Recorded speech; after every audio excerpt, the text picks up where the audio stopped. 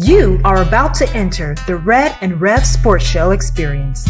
Get ready for some real sports talk from some real sports fans who were real sports athletes who have sports knowledge.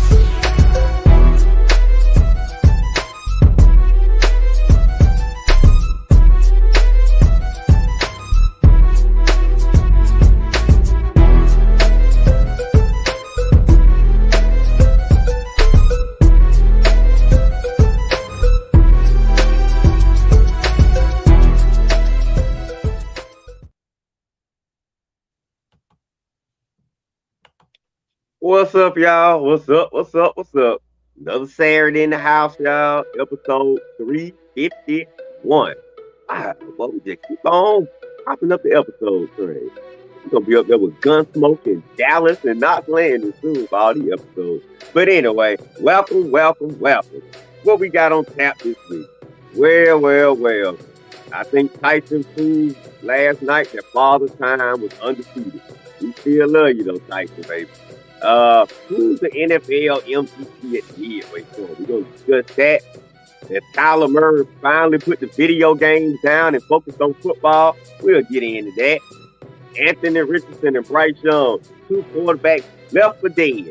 Now they may have risen up and been resurrected. We'll get into that. See who takes advantage of the second chance. Cavs and OKC But these young boys are balling. Man, they might be leaving these overtimers behind. We're gonna get into that. That and more. This is episode 351. We got our old school, we got Red and Coach in the house. We got Rev Night Nation in the house. We got everybody in the house. So let's open that door and let's get it started. What's going on, everybody? Welcome to another episode of the Red and Rev Sports Show. Red and Coach are coming to you live from the ATL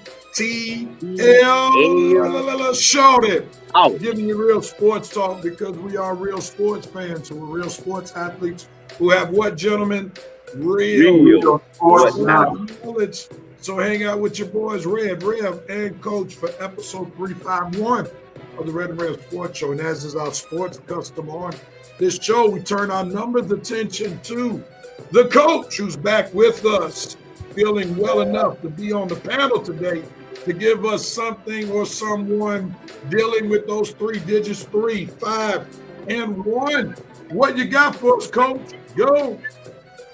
Good morning, everybody. Good morning. Good morning. Well, I'm gonna do a little flashback today. I know it's been a minute, so I got to take it back some to an old schooler who was actually the number 3 person drafted in his draft back in the days. Everybody thought he was a gentle giant, but no, he was a certified hunter and killer for the linebackers. He used to go out there and terrorize people, and he made his name as one of the meanest guys. Maybe his team could use him now. Maybe they'll win more games. I'm talking about number 51, 3rd pick in the draft, 351. One Dick Butkus, one of the most hardest hitters in America in his time, who brutalized the NFL. He's passed on, God rest his soul, but 351 Dick Butkus. Dick Butkus, Chicago Bears. I don't think Coach Red and I saw him play, but I know you probably caught him as a teenager, right, Coach? Yes, sir. All right. I only can remember him. Now, Red, you the entertainment guy. Do you remember the sitcom he used to be on? yeah, I do. My two dads. Was it My Two Dads? He was definitely on that one. I'm not sure if he appeared on another one, but I know he was on that one. That's why I first met him on My Two Dads. Yes, he was on My Two Dads.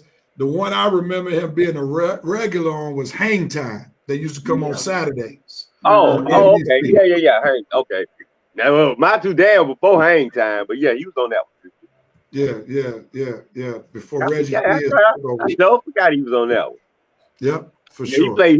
He played the bartender on My Two Dads. Gotcha. Thing with Paul. Yeah. Gotcha. All right, let's welcome Reverend Night Nation. What's going on, Reverend Night Nation? Joe Black is in the house. The VP, thank you, sir. We're going to look for a new VP and a new gavel hitter. He's slamming down the gavel for another fire session of the Red and Red Sports Show. Reverend Nation, rise up and let's be ignorant. Today, let's go. Glad to have you back, Mr. VP. The Coach's Corner on YouTube. What up, Coach? Today, good morning to you. Ron Thomas is giving Red some special love. The VP says, but Justin Field was the problem noted. Coach reminiscing the leatherneck era. Not the leathernecks. Maurice Thrower, good morning to you from Indianapolis. Glad to have you, sir, holding down the bottom, which they call Miami, Florida. And the VP says Dick Butkus was on Hang Time for 52 episodes. Fun show on Saturday. Facts, and more facts. So the Reverend Nation seems a little bit normal today. It seems like y'all were on the sick and shut in for a minute. But glad to have you all back today, and we appreciate all the love and all the comments coming from Reverend Nation. And if you don't mind, please like and share this broadcast if you're on Facebook. Go ahead and hit that like button, like the Red and Rev Sports Show page. If you're on YouTube, can you hit subscribe and subscribe to our YouTube channel, the Red and Rev Sports Show. As someone said, sharing is caring. Care enough for somebody else who wants some real sports real good sports talk to share with us on today. All right, gentlemen, y'all know how we get down. We start with our dope, nope, and cope moments for the week. Dope, best moments, nope, where we're shaking our head about cope, where we're trying to wrap our minds around. And of course, Reverend Knight Nation, after we get through with our dope, nope, and cope, we'll turn it on to you all's comments. So y'all dope, nope, and cope with us on today. The VP say he has a crazy travel schedule. Glad to be back today. We're glad that you're back as well. All right, Coach. As they said, welcome back, welcome back, welcome back. What are you doping on today? My dope moment goes to the young lady out of the University of Southern California, one Juju Watkins, who have eclipsed a 1,000-point mark in such a short time. She definitely is showing that she has decided to pick up the mantle that Caitlin Clark and Angel Reese and those girls left, to say, hey, I'm here. So nothing's going to stop college basketball, women's college basketball from being great. So big ups to Juju Watkins hitting that 1,000-point mark so early. Juju. Let me get my soundbite. Excellent. Absolutely excellent. Red, what you doping on? I am doping on one, my Lakers and my Hawks. Both of my teams last week went a combined 4-0. That's right, baby. 4 games, 4 wins. Can't get no better than that. I appreciate you, because after last week, I ain't know what was going on with both of them. I swear, I only got 1 win from both of them last week, and that awful Lakers road trip. Oh, it's so glad to be home again. But anyway, Lakers and Hawks undefeated this week, undefeated in the NBA Cup. Hawks 2-0. That's surprising. Beat Boston, beat sorry Wizards, but that Boston win, that was the best. Good job, fellas. I expect more of it. Let's keep it coming. Dope. Oh, yeah. Red, real quickly before I dope, man, we didn't put this on the I'm not going to dope on it, so this is why I'm intervening right now. Talk more about Dyson Daniels. This dude is straight balling defensively in ways we have not seen in years. He got his 3rd consecutive 6-steal game. The past 5 games, he's done 4 more steals. He's in the same company. Let me get my facts right. As Magic Johnson, Alvin Robertson, Michael Jordan, being the 4th player in NBA history, having 15+ points and 5 steals in 4 straight games. Right. That's a pleasant surprise. Who saw that coming from that Murray trade? Talk a little bit more on that. No problem, Rev. No problem. Definitely, you and I didn't see that coming, because when it comes to the Hawks and trade, Rev, we know the Hawks don't get good players like that on purpose. That Dyson Daniels was an accident. The Hawks got him inadvertently. They had no idea who he was when he came back in that Bird trade. It's not like they called New Orleans and say, okay, I need Dyson Daniels in that Bird trade before we give you Murray. No way. The Pelicans threw Dyson Daniels in that trade, and the Hawks, by accident, looked up into Dyson Daniels. Now, I appreciate the good luck, because the Hawks don't usually find players like this by accident. But for whoever made that deal, thank you for including Dyson Daniels in that trade, because Dyson Daniels might have saved the Hawks season this year, because nobody expected anything from the Hawks this year. But with Dyson Daniels in that backcourt, now you add Jalen Johnson and the little rookie and the solid performances we getting out of Clint and Double O. I don't know, real. Hawks might make some noise, make a little noise. I ain't gonna say some noise. The Hawks might make a little noise this year. But that victory over Boston, man, who saw that one coming? And Dyson Daniels, 28 points, no Trae Young. Dyson Daniels led the way to that victory over Boston. Landry Fields or whoever made that trade, like I say, you did this by accident. But by accident, we'll still give you credit for bringing Dyson Daniels to the Hawks, because this guy is a baller. So do you And he's from think what he's Australia doing, too, Red. That's probably why we didn't know that much about him. He's from Australia. do you think it's sustainable? I don't think the 6 steals, but I'm talking about his great play. Do you think it's sustainable? Let me see what happens the next 2 weeks, because I got the same feelings you do. These are Hawks. I mean, that's the whole problem with the Hawks franchise is the consistency. So he was consistent this week. Now he's been consistent the last few games. Let's see what the Hawks are looking like around between Thanksgiving and Christmas. If they keep this type of consistency, I want to say over the next month, then we'll say, okay, the Hawks might have found something. But we know, Rev, you can look good 1 week, and next 2 weeks you look kind of mediocre. And they 5-7 now. No, I think 6-7 now. And they balling. But now we look up and they 7-13 in the next week or two. Or the record not improving, then we'll know it wasn't sustainable. So I say let's be patient and give it maybe 2 or 3 weeks and see where we at, see where the Hawks are at, and then we can probably have a better understanding of where they're going this year. But for right now, it's looking okay. All right. I'm a dope on the Golden State Warriors organization. What a phenomenal way of honoring Klay Thompson. Klay initially was trying to mean mug, and then they just broke him down with kindness. If you've ever heard the expression kill him with kindness, this is what it was. It started once he walked through the door. Employees of the Golden State Warriors had captain hats. That was his nickname in Golden State, captain. And it was just phenomenal. And I got a clip. I just want to show you just a little bit of my dope moment this week.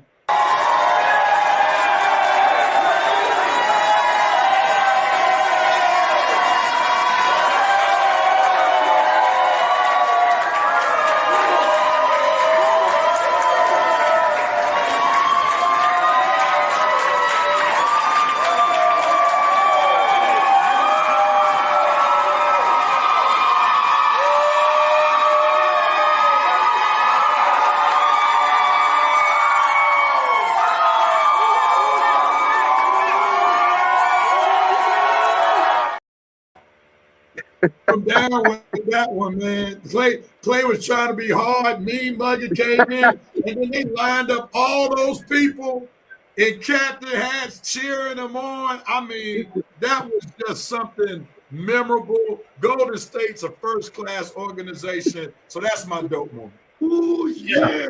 How do you go out there? Well, I know you can turn it off once you get on the court, but I know it was hard to see all that. I mean, they flooded him with love. Like I had never seen that type of love before. They normally show you love if you did well for the franchise during the game when they give you the throwback video. But I mean, they met him at the door with kindness. At the door. With kindness, man, and that was just unbelievable, and it was warranted. The man helped them win 4 NBA championships, so big ups to the Golden State Warriors. Yeah. Hey, Real, and number one, I know Coach, not you, Coach, but the other coach just loved it because he's a diehard Warriors fan, and man, do you understand that probably helped the Warriors win the game? Yeah, you took Klay. Yeah, because he was so determined to come in there to take that game from them. And once they killed him with kindness, it took him down a little bit. That he didn't have that same ferociousness. I mean, he tried. Like Coach said, he tried in the first quarter, but he just couldn't, man. They loved him too much, and no way he could ignore all of that, man. So yeah, I got more to say on it later, though. But go ahead. He lost his edge a little bit. All right, Red, jump on your note moment. Okay. Who was my note moment? Okay, yeah, I got it. I had something written down, but I changed it up. My note moment goes to a man we all know at the fight last night. My note moment goes to Aladdin. No, not Aladdin. The Prince of Egypt. No. Not the Prince of Egypt. The Siren of Shara. Whoever the world Cedric the Entertainer was trying to be last night with that outfit. Lord have mercy. Cedric the Entertainer. Boy, where in the world did you find that gold outfit from, man? Cause would you get cloud, man? I don't know what member of the old Egyptian triad you was trying to portray last night. But Cedric, as far as your wardrobe to the fight, we appreciate you coming to the fight. But that wardrobe, that is a big no. And we all know Red ain't the biggest fashion expert, but I was not the only one clowning Sid for that outfit last night. Man, that thing almost knocked my eyesight out. It was so loud and almost blinded me last night. Said we trying to watch the fight, not get blinded by your gold jewels of an outfit. Okay, so next time I said, tone it down. Okay, you had a fight, man. You're not at a party, not at a nightclub, just a fight. Why are you trying to show out? You see everybody, all the other celebrities there were just there, regular outfits. He go see it trying to show out with their that gleaming. Hey, coach, remember when they opened up the briefcase on Pulp Fiction with that light that came out? That's how I felt with Sid's outfit. Stop shining that light on me. Oh, Lord. All right, I'm done. Not to be kidding. I am the 5th richest man in Africa. Oh boy. Ray Rev, I wish you had a picture of the outfit so you could put on and show everybody. I'll see to find it real quick, and then we'll put it on a little later. Okay. I'm noping on Eric Spoelstra. Normally, Nope and Eric Spoelstra don't go together, but Eric Spoelstra literally cost his team a game in the NBA Cup series as they lost a heartbreaker to the Detroit Pistons in overtime because Eric Spoelstra being upset with how the Detroit Pistons were able to have a sideline play for a score that tied the game up. Out of his frustration, he called a timeout. But the problem was Miami had no more timeouts. So therefore, the Detroit Pistons hit the free throw, and they wind up winning the game by 1 point. Rewind, push play again. When the Pistons scored out of their sideline play, it tied the game. And Eric Spoelstra pulled a Chris Webber and called a timeout and cost his team a W, but may have cost his players potentially $500,000 for the winner of the NBA Cup. The winning team, all players get $500,000. So you give him a note moment, Eric Spoelstra. You cost your team a W, and I know Maurice Thrower was probably throwing some things at the TV. No pun intended. Yeah, he was not happy. He was not happy. Oh man, Coach, what are you noping on, sir? Oh man, my no moment goes to the Michigan. I don't know who put the picture up, but the picture, I don't know if that was Bryce Underwood or not, but the picture online of a guy sitting in front of a table full of money trying to get recruited to go to Michigan.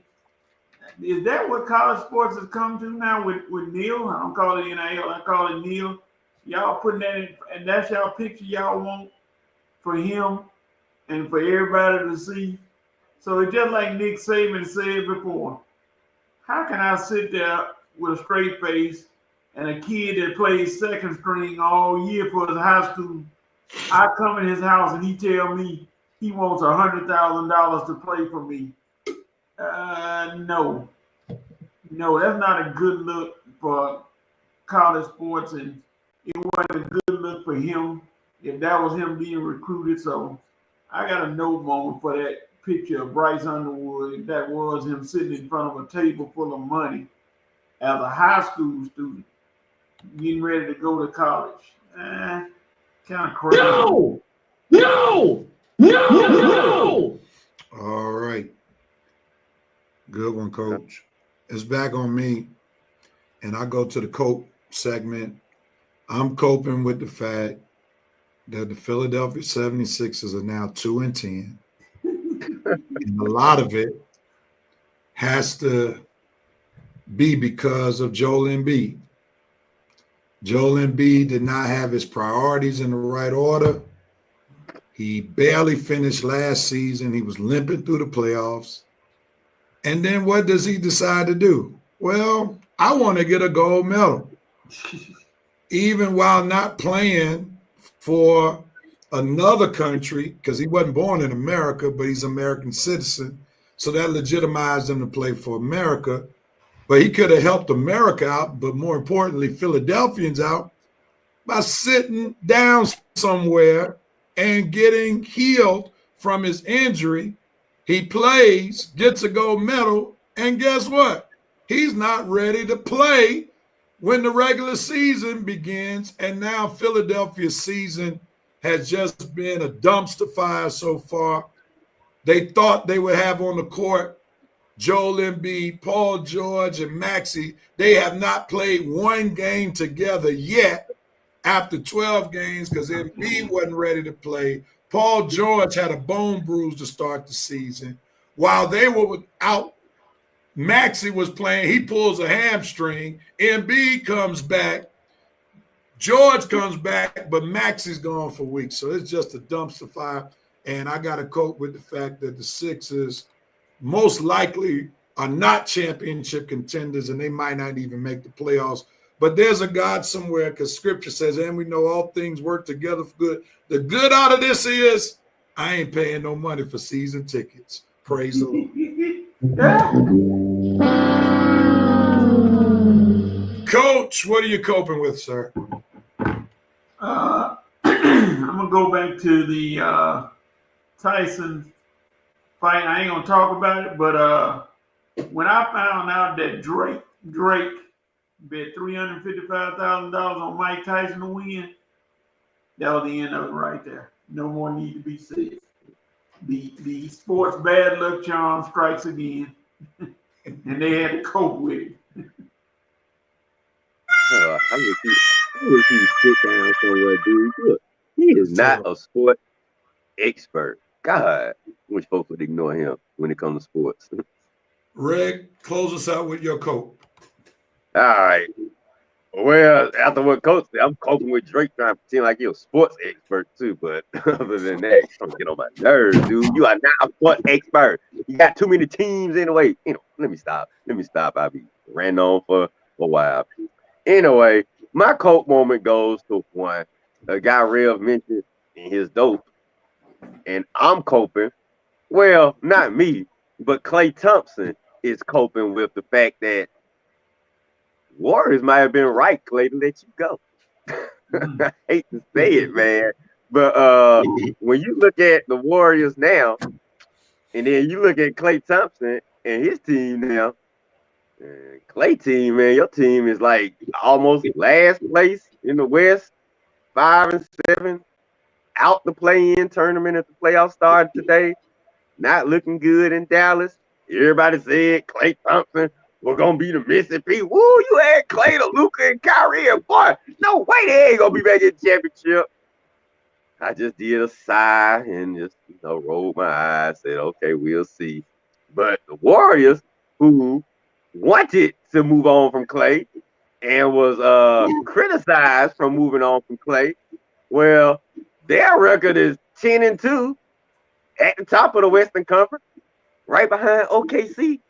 So obviously the Warriors were validated from moving on from Klay, and Klay has to cope with the fact that the Warriors were right to move on from him, and now he has to sit in Dallas and hope they recover. But yeah, the Warriors are still playing championship basketball without you, Klay, and now you in Dallas hoping to get back in the play-in tournament, man. The way the Mavs looking, so Klay Thompson just gonna have to cope with the reality of his situation. But hey, you had a good. They showed you love too tonight, though. So don't feel all bad. Not all hope is not lost, Klay. And here's the fact: Buddy Hield has obviously been mentored by Steph Curry. Not only is his shot looking better, his handle is looking better. That joke up there crossing people up. Yeah. So I had no idea Buddy had landed with the Warriors, man. Boy, I tell you, Steph Curry has helped that brother out already. And we got a small sample, but it's definitely impactful right now. All right, Yeah, Reverend Nation.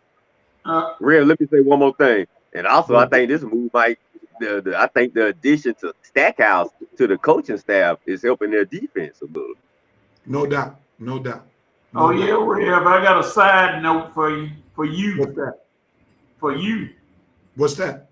Because when I talked about Juju, I was waiting on my favorite sound bite. Yeah, baby. Let me see if I can do that for you real quickly. There you go, coach. There it is. All right. Yeah, baby. All right. The Reverend Nation Doping Open Coping right now. Vincent Woodruff doping on Netflix shareholders. Y'all got us good last night. The world was sitting in front of their Netflix account, wondering who's in charge of the IT department. That was a good picture you posted, Vince. The coach is going to doping on Draymond Green. Keep hitting threes. It's over for the rest of the league. He must be a Warriors fan. Maurice Throw is doping on Deion Sanders and the Colorado Buffaloes. Keep proving haters wrong.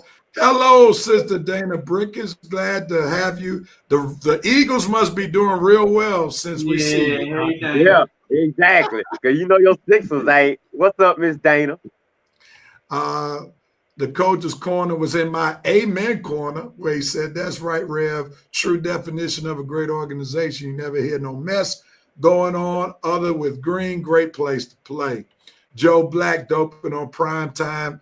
Is bowl eligible and may make the playoffs. Vincent Woodruff, the VP, says GSW with the psychological warfare on Clay. Yeah, I told you. Nah, the coach is going to say what helped the Warriors win was Clay was dumb enough to hit the Curry shimmy and activated the chef mode in Curry. Joe Black says noping on Carson Beck and Mike Bobo derailed the UGA dynasty. We'll talk more about that later on. Dante Armstrong was going up. His note moment goes to the Panthers and treatment of Cam Newton, not giving that man some love outside the stadium. He's probably the best thing that's ever happened to the Carolina Panthers organization, but they're not showing him any love. The VP is noping on the cameraman who maintained the feed when Iron Mike showed us the buttless chaps. Big note for that. Noping on that woman boxing the rising with some dang Jordans on, like her, they are heavy and don't allow you to float like you should. And you see what happened. She couldn't dodge them headbutts. If trying too hard was a person. Maurice Thrower, the prime minister, said the entertainer on TV last night was too funny, looking like the Fresh Prince of Zamunda. I read the Bird Game LLC on YouTube showing you love. What you know, no good, bro. All right. What's up, Ryan? Joe Black is coping with the Falcons' young ho. That's a reference to the Falcons kicker who's been missing quite a few field goals lately. The coach's corner is coping with his beloved Blue Devils, the Kings of North Carolina, the rulers of Tobacco Road. Lost to UK. Hey, y'all better be on a Pope watch. Hey, Mark Pope had pulled up a big-time victory against Duke. I looked at his formula. I was going to cope with the fact, did you know that 7 or 8 of the 10 players that played for Kentucky were all transfers into Kentucky? And what Mark Pope did said, through the transfer portal, he got juniors and seniors to combat Duke's 3 out of 5 freshmen in their starting lineup. Mark Pope, he knows how to deal with today's NCAA basketball climate. Big ups to you, Mark Pope. Maurice Thornton open on said the entertainer So Glow outfit. The VP said Nick Saban got it backwards back in the day. How can I go into a player's household and ask him what color charger would he like if he chooses Bama over UGA? The VP is coping with Joel Embiid, the epitome of lame. He will make a ton of money over his career, soft as cotton. He would never win a chip. Melo Yellow won a chip in Beantown before he did and will win another before Embiid gets to a conference finals. Maurice Doyle said Rev Coach Spo had a brain fart, and I was there courtside to see it all. There's an odd story behind it. And the VP, I'm like the VP who said, do tell, Maurice, do tell. The VP says, funny thing about that Drake bet, Coach, he didn't miss a dime of that 350. That's true. Sister Brickers, that's a great quote, Rev. I'm with you. I'm not ready for b-ball. Football keeps me on my toes. What's up, Horace? Hey, good to have you, brother. What up, Horace? Showing us some love. The president is making a Red and Rev Sports Show sighting. He was judging the Rainbow Tap Dance in Toboggan Tournament in Tallahassee, Florida. The Croach's Corner said, that's the GOAT effect. Rev, everyone gets better around him. Boy, you flooding us with Golden State love today, Coach's Corner. The president is noping on, I've seen better fights at the Progressive National Baptist Conference. The president is also noping on the unadulterated view of Tyson Jams.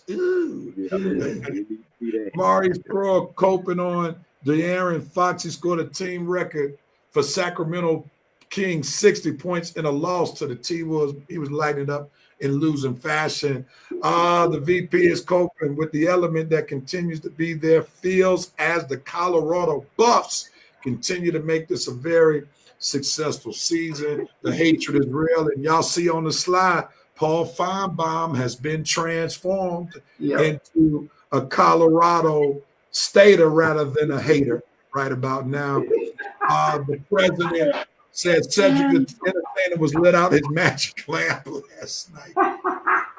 I told you. Like a dang TV. Is the new Ben Simmons. Oh, no. The VP says Cedric the Shazama was let out of not the genie bottle, but the empty Hennessy container. He also says hats off to Soriano's manager for calling out those headbutts from that. Oh, yeah. Well, he was a big. William Avery, what's good with you, brother? Thank you for tuning in. The president, what's up, Mike?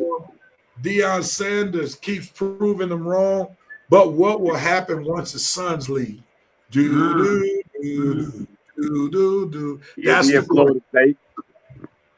Mark Pope is the epitome of pivoting and adjusting to today's college basketball. It's not like it was back in the day, but unfortunately, these coaches' jobs are in the hands of a bunch of one-and-dones. Make it happen, sirs, and a bunch of transferring sirs as well. The president super noping on one Carson Beck. He's not too popular around these Georgia streets, I see. And the president's coping. Falcons got to fix their young ho. There you go with the reference. Thank you, Reverend Knight Nation, for the comments and the laughs. Y'all are back in full effect. The show is not the same when you all are not in the Red and Rev Sports Show chat. Again, my brothers and sisters, please like and share. Let somebody else become a part of Reverend Knight Nation. Like the Red and Rev Sports Show Facebook page. Subscribe to the Red and Rev Sports Show YouTube channel. We want to send some more sports show love to those who want to be down with the Red and Rev Sports Show.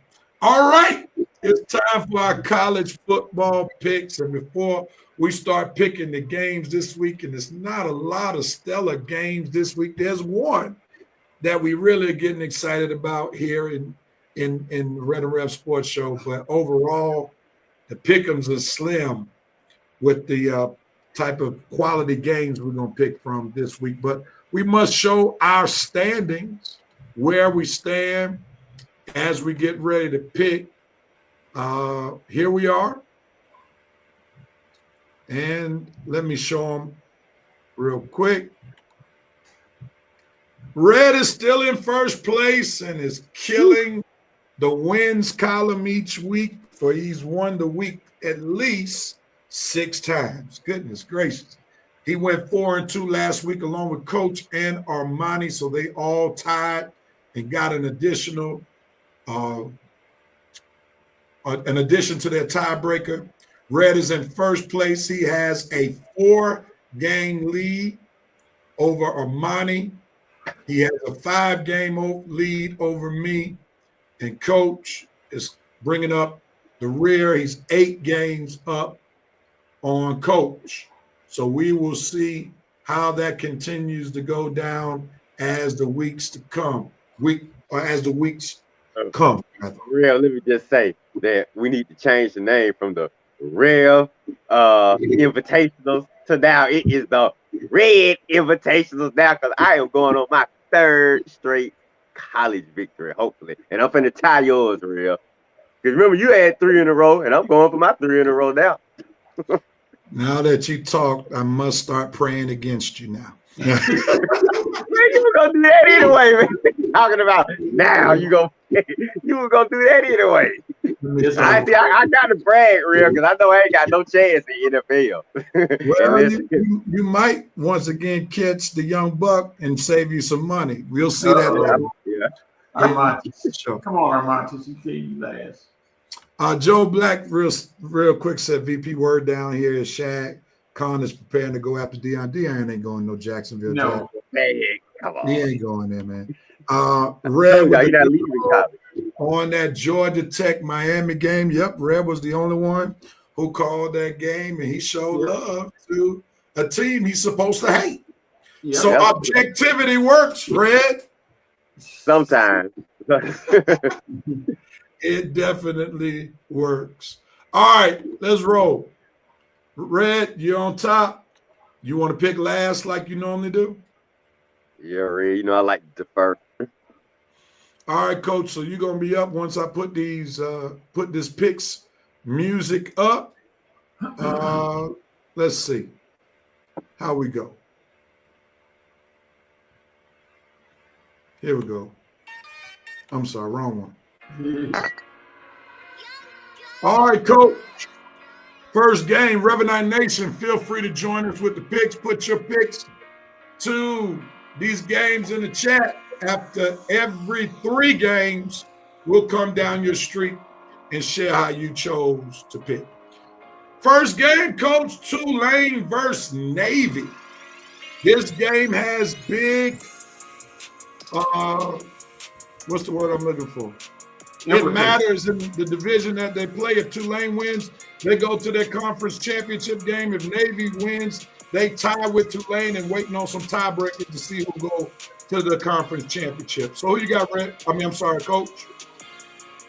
I think Navy is going to pick that triple option back up and sneak by Tulane. I think they got a better team. I'm going with Navy. Coach is going with Navy. Navy is coming off a big-time victory against University of Southern Florida.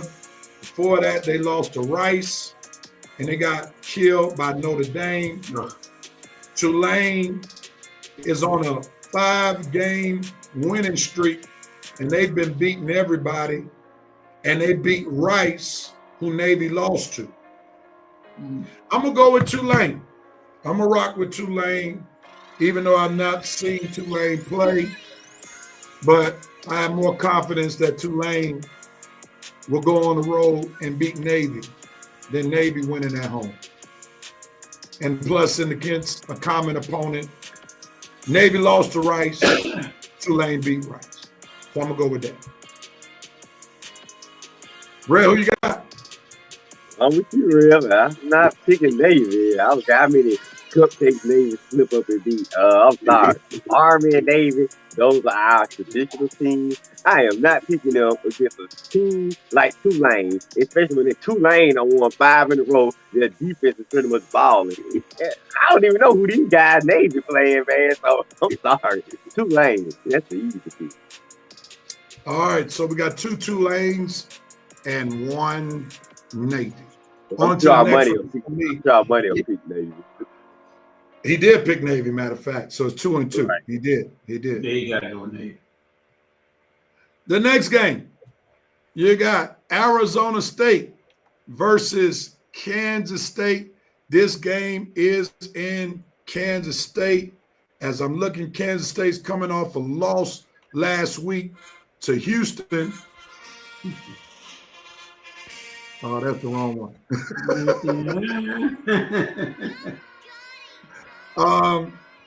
Arizona State is on a 2-game winning streak. Haven't not seen any of these teams play.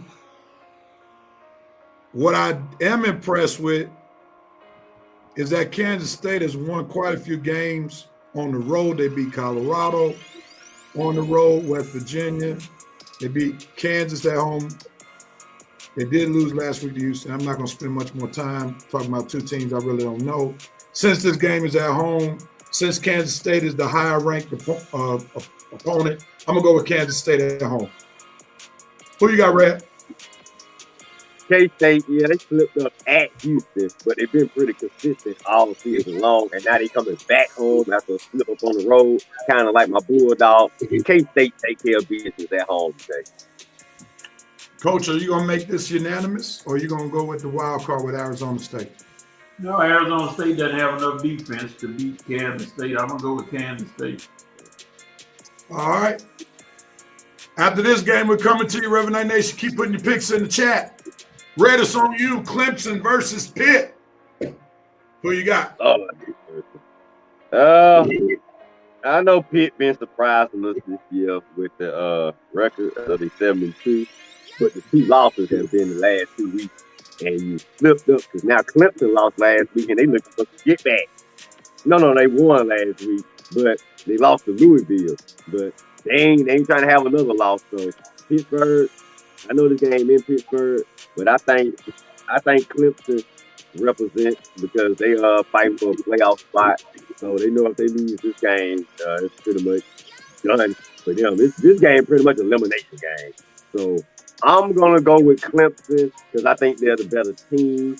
Pittsburgh, it's a little struggle for them to score sometimes unless they play the cupcake. Not that hard for Clemson to put up points.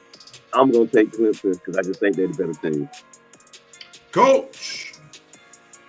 Clemson, who would have thought we'd be even talking about Clemson after they got boat raced by Georgia early in the year? Thought they were dead in the water. Everybody was like, oh, well, see you next year. But now Clemson is on the verge of playing for the ACC championship. So they're not about to let it slip up. I'm going with Clemson. I'm making it unanimous. I'm going to go with Clemson. Go to Reverend Night Nation. VP said I'm giving credit to Red's deal on that Ramlin Red rec pick. He didn't believe it when he said it last week. Laugh out loud. Pastor Hampton, what's going on, bro? He jumps right in and says Navy wins. Thank you for the word that I was looking for. Prime Minister implications. That's what it was. Joe Black going with the midshipman with Navy. Vincent Woodruff, the VP, going with Navy as well at home. Maurice riding with the Green Wave, and he's going with Tulane. Pat Sam said Tulane is good now, but the shipmen send their seniors out well. The president says Navy at home, the ship is going to sink. He got Tulane. I'm a little nervous because he didn't say he's smelling that one. Craig, you got to smell it. You got to smell it, man. K-State for the win at home against Arizona State. Pastor Hampton, Kansas State is tough at home. They'll bounce back since they're home. Maurice throw the prime minister. The president got Kansas State, I believe, not Kansas, 2 different schools, Mr. President. VP got Wildcats, Kansas State. The VP got the Clemson Turds over Pitt.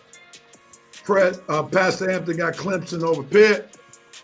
Maurice Thor going to take Pitt over Clemson. The president got Pitt, will continue to be the Pitts. He got Clemson. All right. Alexis Hill, hey guys, Clemson by 3 over Pitt. Joe Black got Kansas State over Arizona State. Joe Black has Clemson over Pitt. Where's the A-man? He got to work today. That's where the A-man is. Noah Montes. Noah Montes this week. All right, on to the next game. Coach, it's on you. Do you believe Colorado will beat Utah? Who you got? If the game was in Utah, I would lean toward Utah because they're a sneaky, good, bad team, if you can call them that. They are a good team, but they fall into some bad losses and some injuries. Their quarterback, Cam Rising, he has to be, if he's not the most injured person in college football, he's in the top 5. He continues. I don't know. He can't just get over those injuries. So I'm gonna go with Colorado at home and continue to get all the people like my boy Finey upset and keep winning. So I'm going with Colorado. For the reasons that you mentioned, I'm going with Colorado as well. I believe in them beating Utah at home. Utah's on a 5-game losing streak. Colorado's on a 3-game losing streak. Their offensive and defensive lines are both playing great football considering where they were playing early on in the season. So I'm liking what I'm seeing. And in an inferior conference to the big boys, the SEC and Big Ten, I think Colorado handles business and they beat Utah. Who you got, Red? Yeah, Coach, you said Utah's a good, bad team. These last 5 games, like it's been bad. But I'll assume the good is in there somewhere, but not this week. Not in Colorado. Not with Colorado on the 3-game winning streak. So, sorry, Utah. Your good bad gonna have to keep suffering another week. Colorado.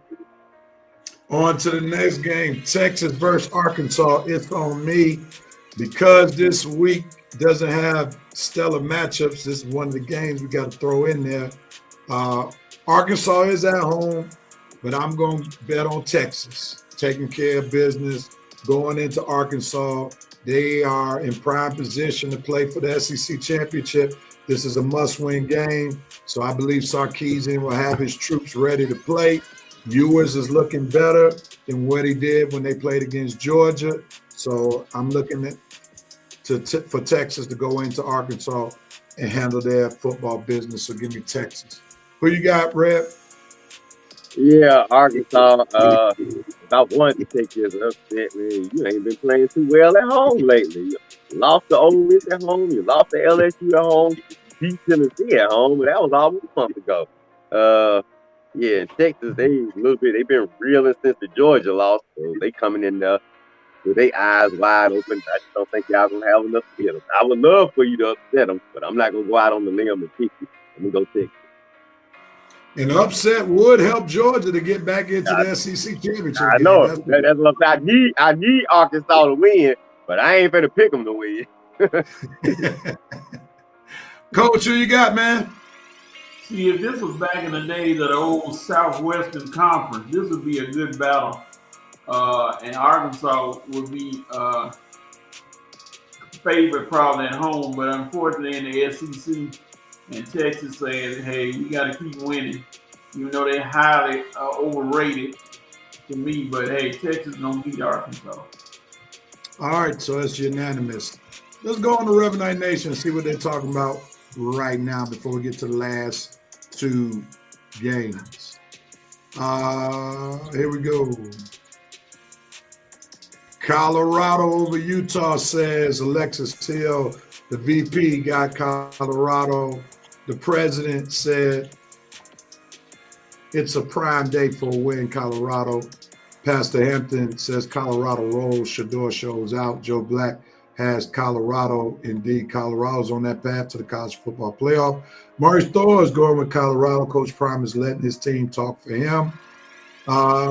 Says Cam Rising is not rising up. Nice play on words.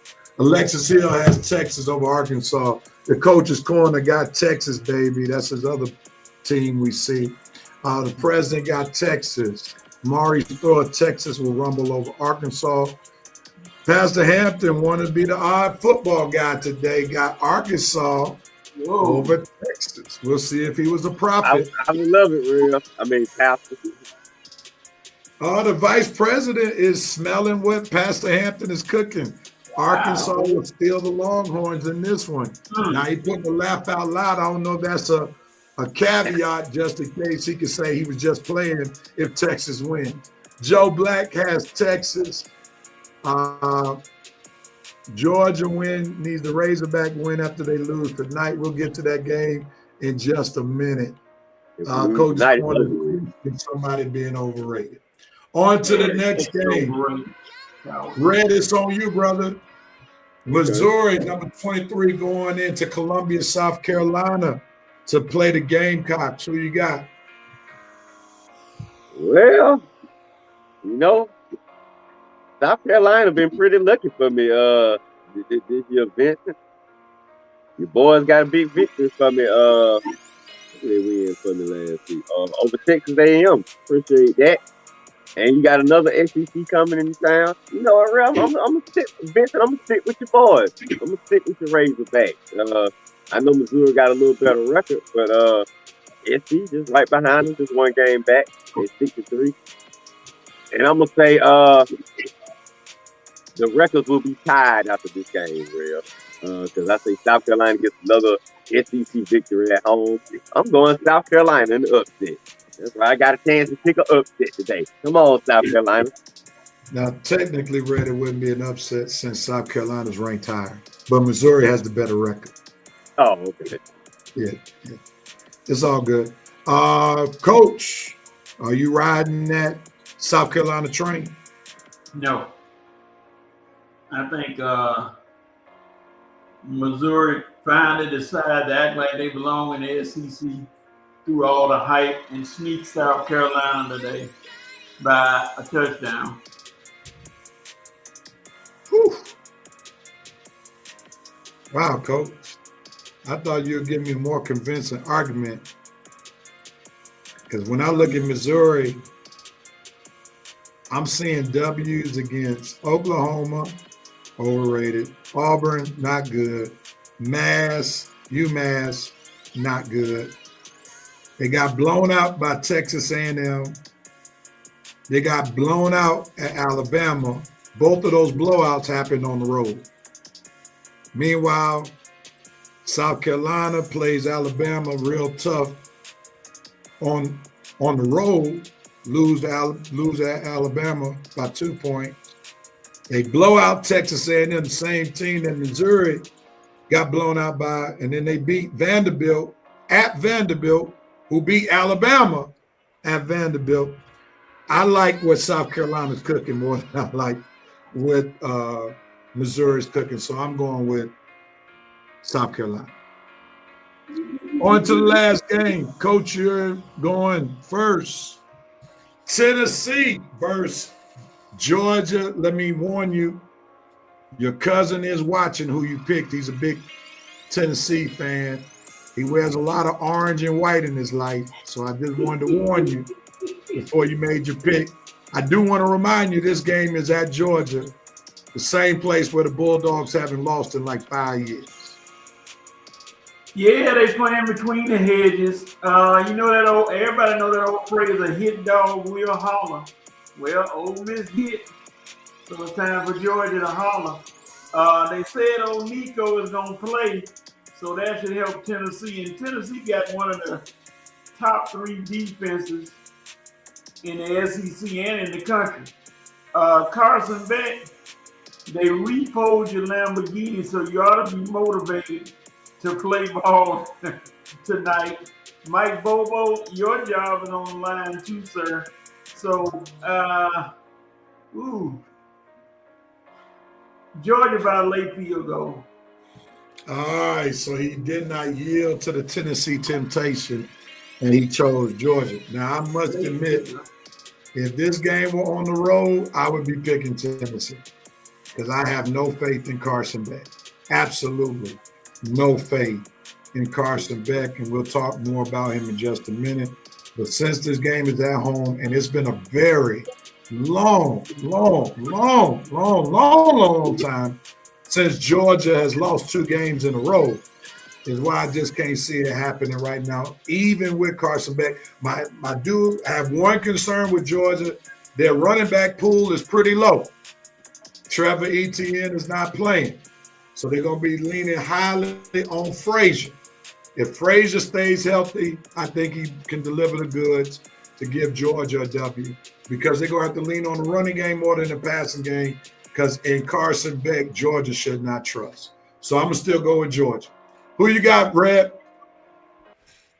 Yeah, man. Like I say, well, I guess we're gonna talk more about it later. How Carson Beck is just ruining the season. It's like I'm not even hyped up no more, man, because I know I got a good team.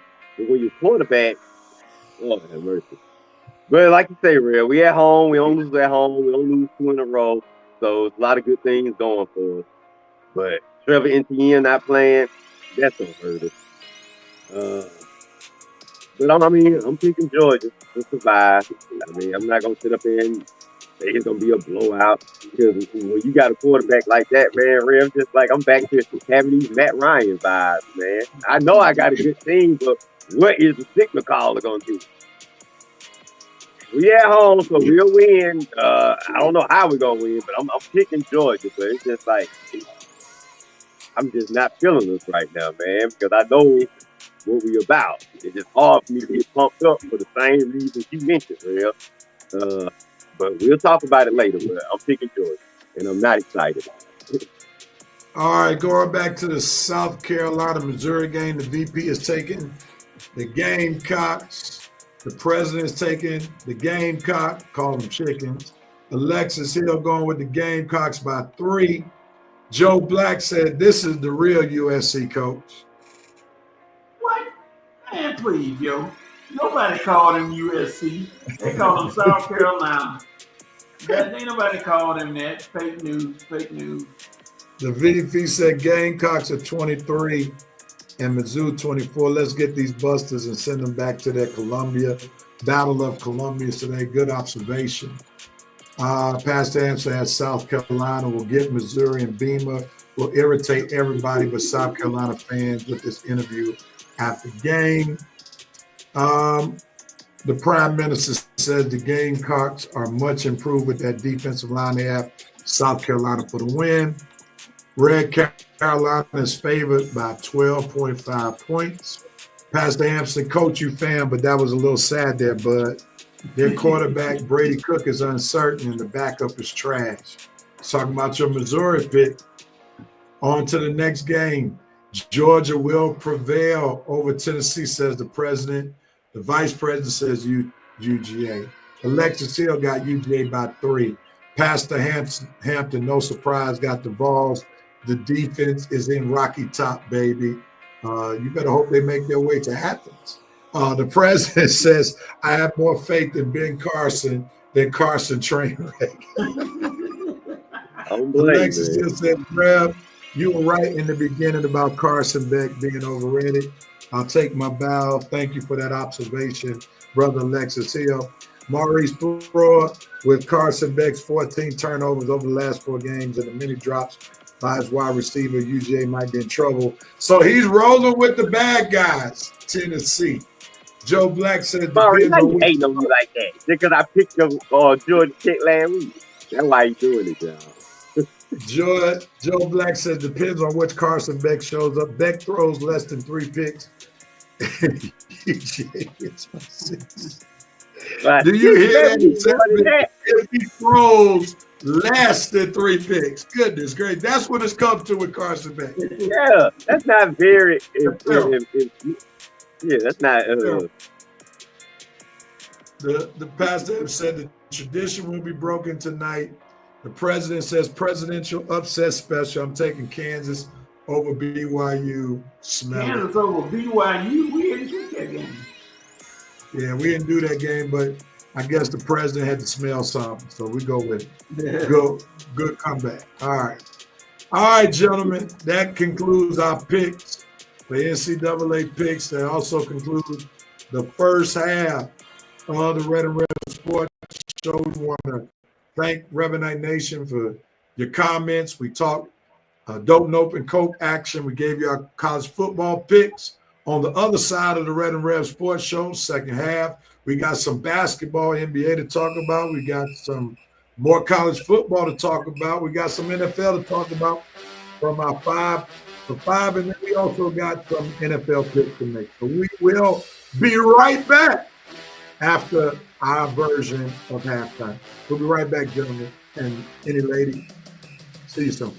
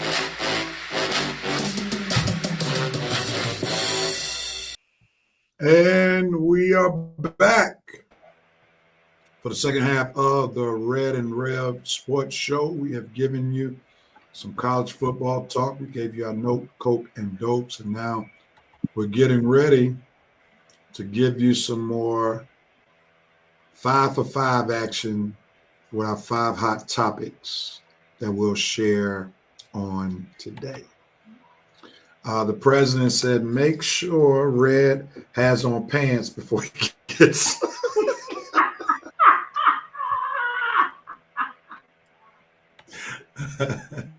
Yes, sir, Mr. President. Yes, Don't sir. worry, President. I'm not trying to do the Mike Tyson. I'm not trying to be another Mike Tyson. Okay. Not the butt cheeks. And speaking of Mike Tyson, that's how we'll start our 5 for 5 on today. Is there a vice president sighting giving me some instructions? Is he still around?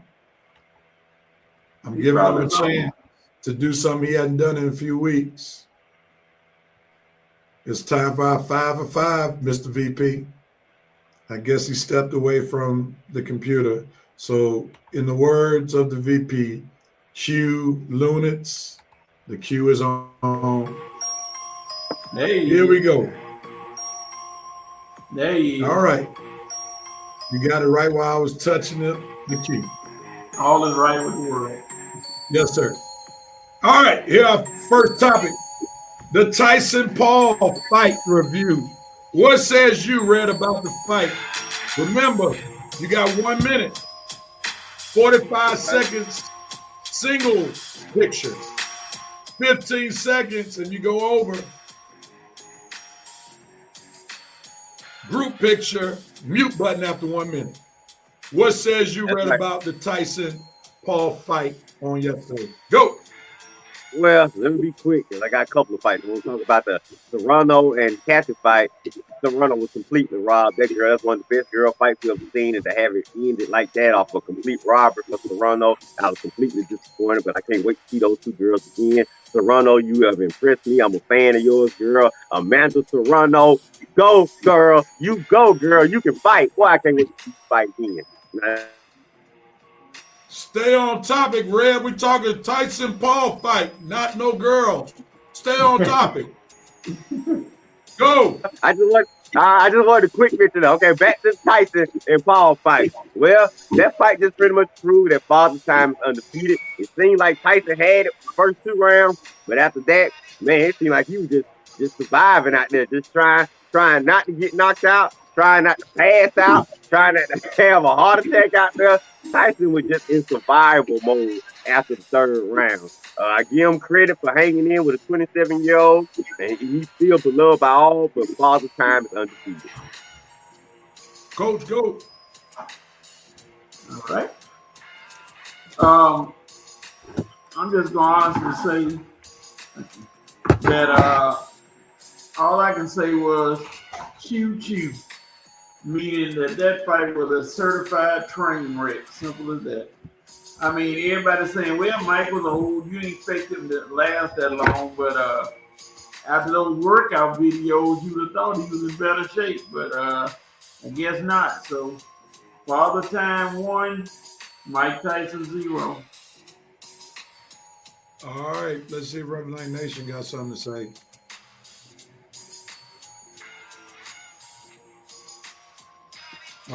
Here we go. All hype, no substance. The women fight was better, as shown by Red's comment. The VP says Iron Mike Tyson was more like potassium last night. He was a bruised banana. Boy, did he get paid. A bruised banana. Dana Yeah. Scott. That's Sister Brickers. Oh. Dante said Mike 58, he has zero business of being in that ring, a professional athlete in their prime peak. Maurice Thrower said the fight was a complete sham. I've seen better matches on WWE. Netflix, stay in your lane and stay away from sports. Jerry Lou, what's going on, bro? Father Time is undefeated. It's not as easy as it looks. And while y'all keep talking about Mike Tyson said, I'm ready for another fight. He said, that's the only way I'm going to get real payday these days. So if y'all want me to get clown, I'm good with it as long as I get paid for the service. God, yo. That's what we are. On to the next topic. It's basketball. OKC is on top of the Western Conference of the NBA, and there is still one undefeated team in NBA basketball, and that team is the Cleveland Cavaliers. Who thought that? They have won, I think, 15 games, 15-0. Will this be the NBA Finals? Cavs versus OKC? What says you, Coach? Go. No, this is not going to be the NBA Finals. The Celtics still got something to say. And then you still got teams out there like the Warriors, the Suns are playing better with their improved team. It's a long way to go. They look like the prohibitive favorites right now, but play some more games and let's see what happens. I don't think it's going to be the Finals. Neither one of them going to make it. Red. Well, like I say, it's still early. We got a lot of basketball to be played. I mean, good starts, both teams, good young up-and-coming teams. Good job, man. Kenny Atkinson might be definitely the front runner for Coach of the Year. And I think the guy's name is Mark Janalt on OKC. He might be he might be Coach of the Year, but we got a lot of basketball to be played, and we'll see. But good starts for both. But we just got too much basketball to be played to say this is the NBA Finals preview. But I would love for the Cavs to take out Boston in the East, but in the West, no, I can't put nobody above my Lakers until they see us in the playoffs. Let's see if Reverend Nation has any comments on here.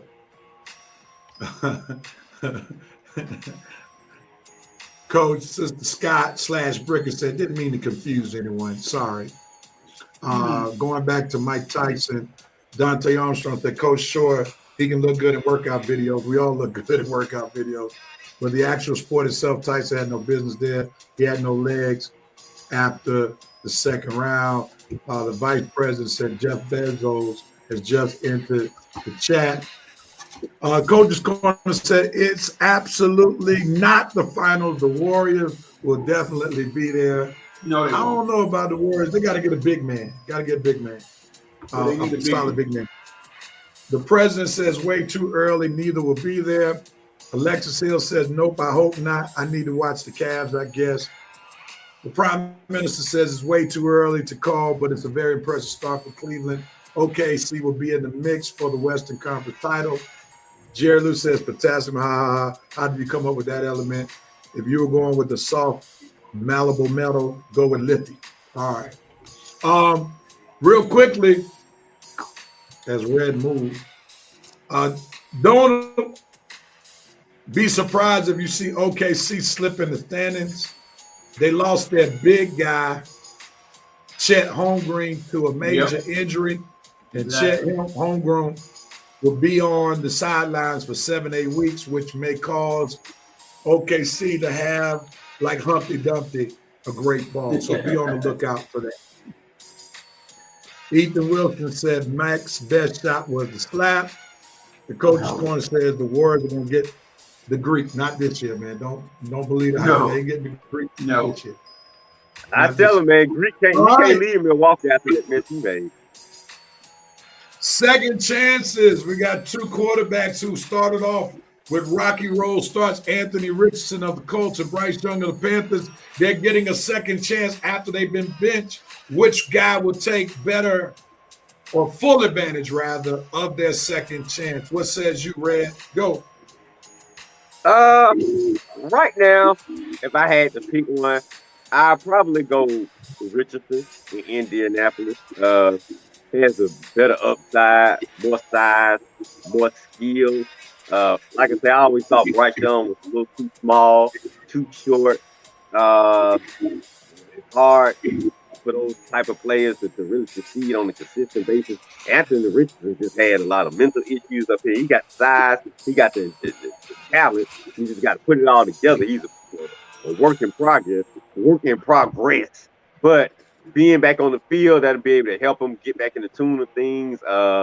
Hopefully he learned his lesson by being benched. Hopefully he doesn't have any more tired excuses. But if he can just figure it out, Indy has a shot to do something with the kid. Well, I think Carolina needs to be in the quarterback market. Love the pun right there with tired.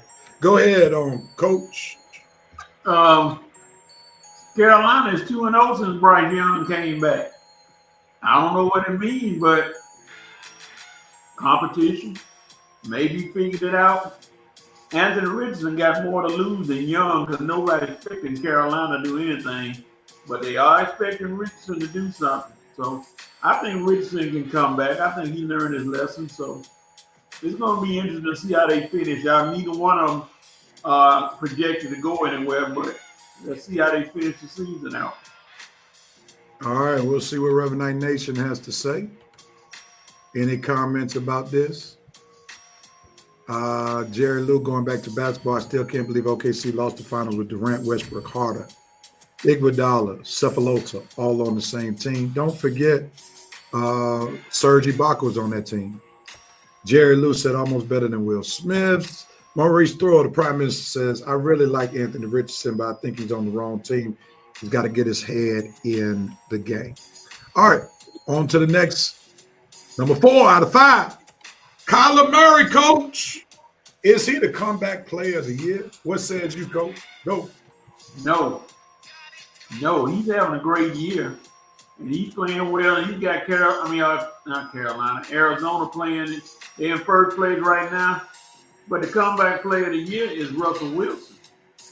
For right now, and Russell Wilson has come out of nowhere to say, hey, I'm here. Y'all forgot about me. Now, he can make a big statement if he wins Sunday. If he doesn't, then, they'll temper it a little bit. But I go with Russell Wilson. Red, what says you? Well, they both are playing pretty good right now. They both are in first place teams. Kyler's been doing it all a little bit more. He's been doing it all year. Russell's just been doing it the last few games. So I guess we'll have to see how they both finish, but they both playing exceptionally well, even though I'm going to go with Kyler because Kyler's been doing it all season, whereas Russell has just been doing it the past, 2 or 3 games? All right, Red. Let's see if Reverend Knight Nation has anything to say before I chime in. President Bryce Young, because Anthony Richardson said he was tired and that doesn't sound right among teammates. Jerry Lou says Russ succeeded despite Arthur Smith. Yes, that's the tiebreaker. It's not a tie. Reb was right. Coach, I'm disappointed in your take. I knew you would be. How's somebody going to be comeback player of the year and they've only played 33% of their team's games so far, Coach? Stop it, man. Stop it. Y'all be ashamed of yourself. This man has played 3 games and the Steelers have played 9. How dare you, Coach? You got to stop sipping that black and gold juice all the time. Come on, man. Y'all be ashamed of yourself. Come on, Reverend Doctor. I had to give you some controversy to work with. You ain't been dealing with a controversial take today, so I had to give you something. Oh my goodness, man. That was blasphemy. Kyler Murray has Arizona on a roll now. He would get my vote, and he should get Coach's vote too. That's the facts. Moving on. Coach, disappointing me. Don't say Russell Wilson is the midseason MVP, Coach. Don't do it. No. All right. No. Red. What's up? Who's the midseason MVP? Who you got? Go.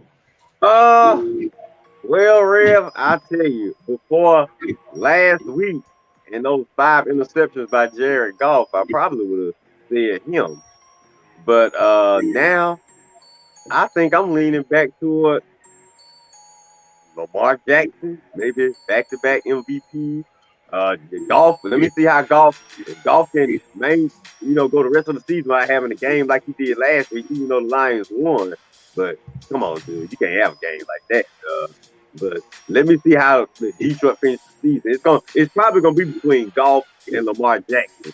So the guy who has a better run during in the last 2 games of the season, that's probably who I'll go with. But right now, if I had to name somebody, I'm gonna name Lamar Jackson again for back-to-back MVPs. But boy, you got to get a ring soon, Lamar, because all these MVPs stacking up with no ring ain't gonna look good for you. Coach, who you got? Yeah. Right now, I think it's old Lamar Jackson right now. He got, even though Derrick Henry may steal a little thunder from him, but still Lamar Jackson is a wheel that makes that team turn offensively. And despite their terrible defense, Jackson has them at 7-3, so you got to give him credit. Lamar Jackson right now is the MVP. But like Red said, got to get you some titles. All right, let's see what Reverend Knight Nation got up their sleeve real quickly, if anything. They've been talking the topic afterwards.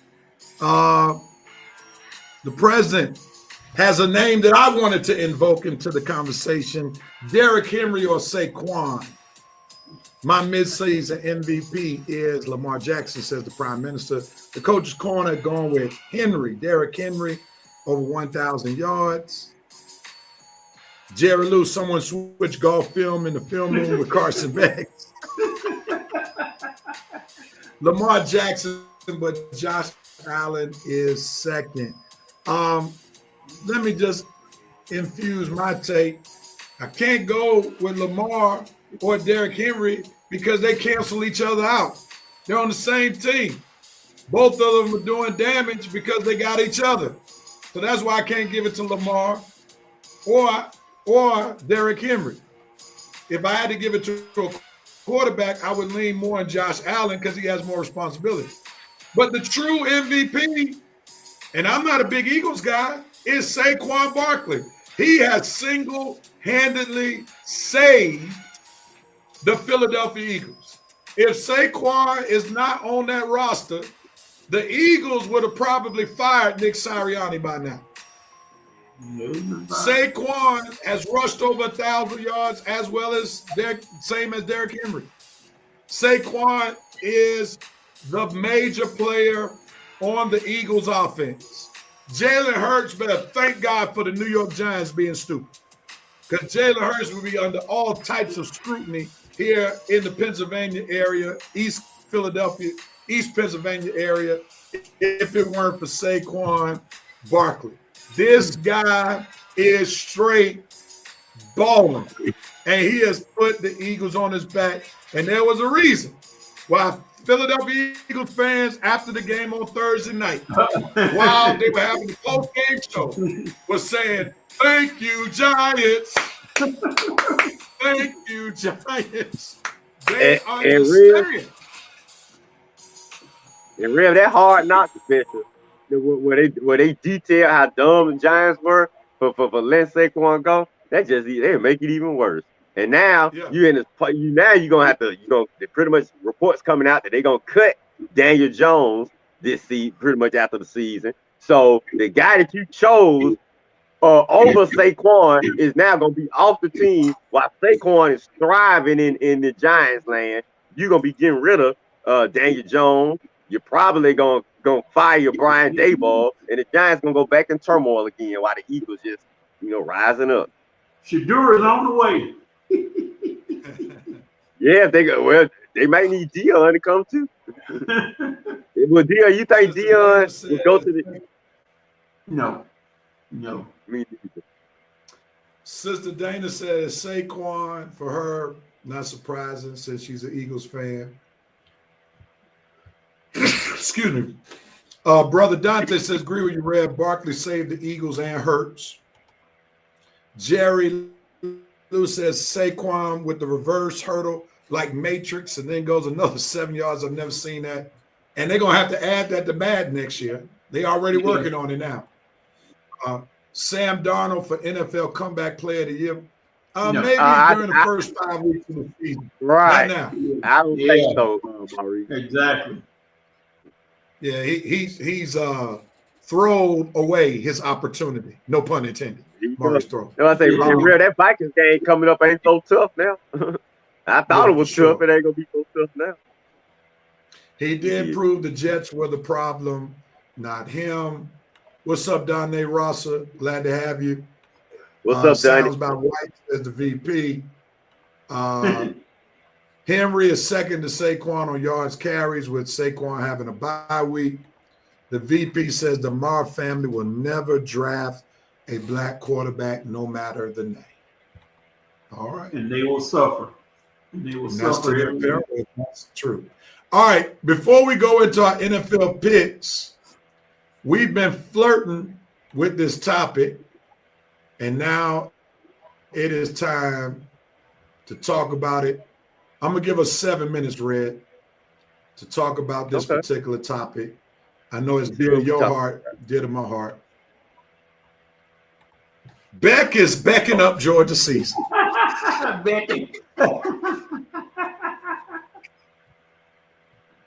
Yeah, I thought I had talked a little about it. I thought I was going to be done with it. I should have known you bring it back up. Now I got to get all depressed again. So I'm going to start with Coach, even though he's not a Georgia fan. I'm going to start with him so we can get his take out the way. What are your thoughts about backing up Georgia season? I mean, at the start, remember everybody said this was Georgia's season. It's going to be a season as usual. Beck was touted as one of the guys that they talked about for the Heisman Trophy and everything, how he was going to, with what he had. And I don't know if you can say it's all his fault, with Mike Bobo calling those dumb plays, whatever he called himself doing sometimes. But partially is when you said it earlier. When somebody said if Beck throws less than 3 interceptions, Georgia going to do this, that's a telling sign right there. Less than 3 interceptions in a game. And Tennessee defense, if he throws 3 interceptions against them, he's not going to win. Georgia won't win if he throws 3 interceptions. So Carson Beck, you are nowhere near a Heisman Trophy winner. Matter of fact, you may have dropped to the 4th round as far as being picked somewhere in there. So The good thing about college football in Georgia for him is not too late. You win tonight, and you start picking your game up and decide to play ball. Now, you're not going to be a Heisman Trophy winner. That's out the window. But you can elevate Georgia back to where they predicted you at the beginning of the year. So it's all on you. You go out there and throw it away against Tennessee. Well, they're going to take the Lamborghini, and then probably your girlfriend going to quit you. She on the way, but she ain't quit you yet. So redemption for Carson Beck has to start tonight, or it's a done deal.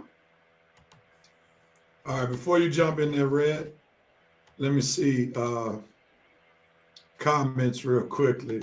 Sister Scott got a laugh out of that one, that headline. Beck, the fact he bought a Lambo SUV is enough to convince me Beck has some judgment issues. The president says Bobo is officially boo-boo. No, sir, Jerry. The Steelers drafted Stewart out of college. Okay, they're dealing with some other chat. All right, Red, the floor is yours. I'm going to give you 2.5 minutes. Go.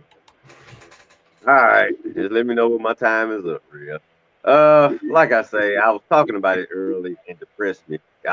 This kid has been so depressing to me that I can't even though I feel like my Bulldogs gonna win, I just can't get so hyped up because what am I getting hyped up for? If I get hyped up for the SEC championship game, he'll blow that. If I get hyped up for the playoffs, he'll come out and it's like I just don't trust him anymore. And it's to the point I don't even trust him throwing the ball anymore. Every time we go back for a throw, it gets to the point where I just close my eyes because I'm afraid where the ball gonna go. That's any throw he makes these days. And now with Trevor Etienne in, our best running back out. I mean, you got Frazier, but Frazier was fumbling last week. So now I got a running back that's turning the ball over, and I got a quarterback that's turning the ball over. And Kirby, man, I just don't like your responses to these screw-ups. I mean, all this positive, put my arm around you on the side. Man, I will be jacking this kid up. Like, you stupid MF, what are you doing out there? You throw another MF, I'm going to put you on that bench, and you never getting off. No, Kirby just throwing right on back out there. I mean, how about you put the bag up out there once, Kirby, to like let Carson see you keep messing up, you're going to be on the bench. No, I haven't seen Gunner or whatever his name, Gunner Cunningham, once this season. And with 11 turnovers in the last few games, don't you think when other coaches have put Carson on the bench just for a little bit so we can see a whiff of the other guy? No. So I don't understand Kirby's disposition on this. I don't trust Carson. I really don't trust Frazier, but we got to depend on him today. It's just real. This guy, his whole turnover aura is affecting the team. The secondary looking like crap at times. I mean, I don't trust our secondary too much. Our cornerbacks always with a back turn when the opponent's quarterback throwing deep bombs down the field. Come on, man. If our front seven ain't making plays, Rev, we just ain't got it, man. And oh man, it's just disappointing. And Curve, you're gonna have to go into a transfer portal and find you a quarterback. I mean, oh man, I could talk forever on this. This has just been a very disappointing season, thanks to Carson Beck, because you just don't know what quarterback you're gonna get. In the Texas game, he still had a turnover. Luckily, it didn't kill us. But dude, you are just turning the ball over at too high of a rate for Georgia fans to be confident going into any games right now. Even the Georgia Tech game. Of course, I think we better, but if you go throw 3 interceptions to Georgia Tech, we'll lose that game. So yes, Beck is beckoning up the season. And I want to use another word, but we're on FCC Airways. But he is messing up the season. And honestly, we just in survival mode now. I'm just hoping we can just get to the end with this guy and hopefully have some type of playoff run. But with Beck, with a quarterback like this, how can you be confident with anything, man? Because he'll leave. We'll have games with teams we're not even supposed to struggle with. But if Beck out there throwing interceptions, we'll struggle with him. And it's just not becoming a UGA football for us to have these type of words. Stetson Bennett went out there turning the ball over. Jake Fromm went out there turning the ball over. But Beck, oh boy, I mean, you just a turnover machine. And now you don't shut the UGA dominant machine down with your turnover. But, oh, Rev, I don't even want to talk about him no more, man. It's just depressing me talking about Carson Beck. And his girlfriend, you want to go on your little rant last week? All I got to say that is, woman, silence. Silence, okay? Your boyfriend is ruining our season, and you got the nerve to come online and go off on us? Girl, if you don't shut your you-know-what up, shut up, woman. Hush. Hush, woman. Okay, your boyfriend is ruining our season. Are you blind? Do you have eyes? He is ruining our season, young lady. So I'm gonna put Red on mute because he getting close. Red, put your so I can calm you down, man, because you're coming close. I don't want you to slip and say nothing you may regret saying, man. I'm done, Rev. All right, I'm done, man. Like I said, I'm just depressed talking about this kid, man. Ooh, Let me go to some comments real quick before I get my take. The Prime Minister said Carson Beck has been very mediocre the last 4 games with the turnover. He's thankful that he has the defense to carry him and the team. The coach's corner, who's a huge Texas team, he says, I'm happy to see his issues. Thankfully, I'm sure his you are, Coach. didn't hurt him too bad against Texas. Yeah. Maurice, the Prime Minister, says it doesn't help that Georgia's wide receivers have been dropping passes left and right. Also, the O-line has been playing well, especially on the right side. We'll see how they do against Tennessee tonight. The president says Beck throws up passes like Michael J. Fox at the end of Teen Wolf, hoping that it goes in. The VP said the UGA's theme this season is bend it like Beckham. Bend it like Beckham. Sister Dana Trippin says, thank goodness there's a mute button while she's laughing at Red. Dre Anthony says the receiving core is not dominant. Lexus Hill says maybe UGA needs more of a game manager, QB that's underrated. Let me just say this.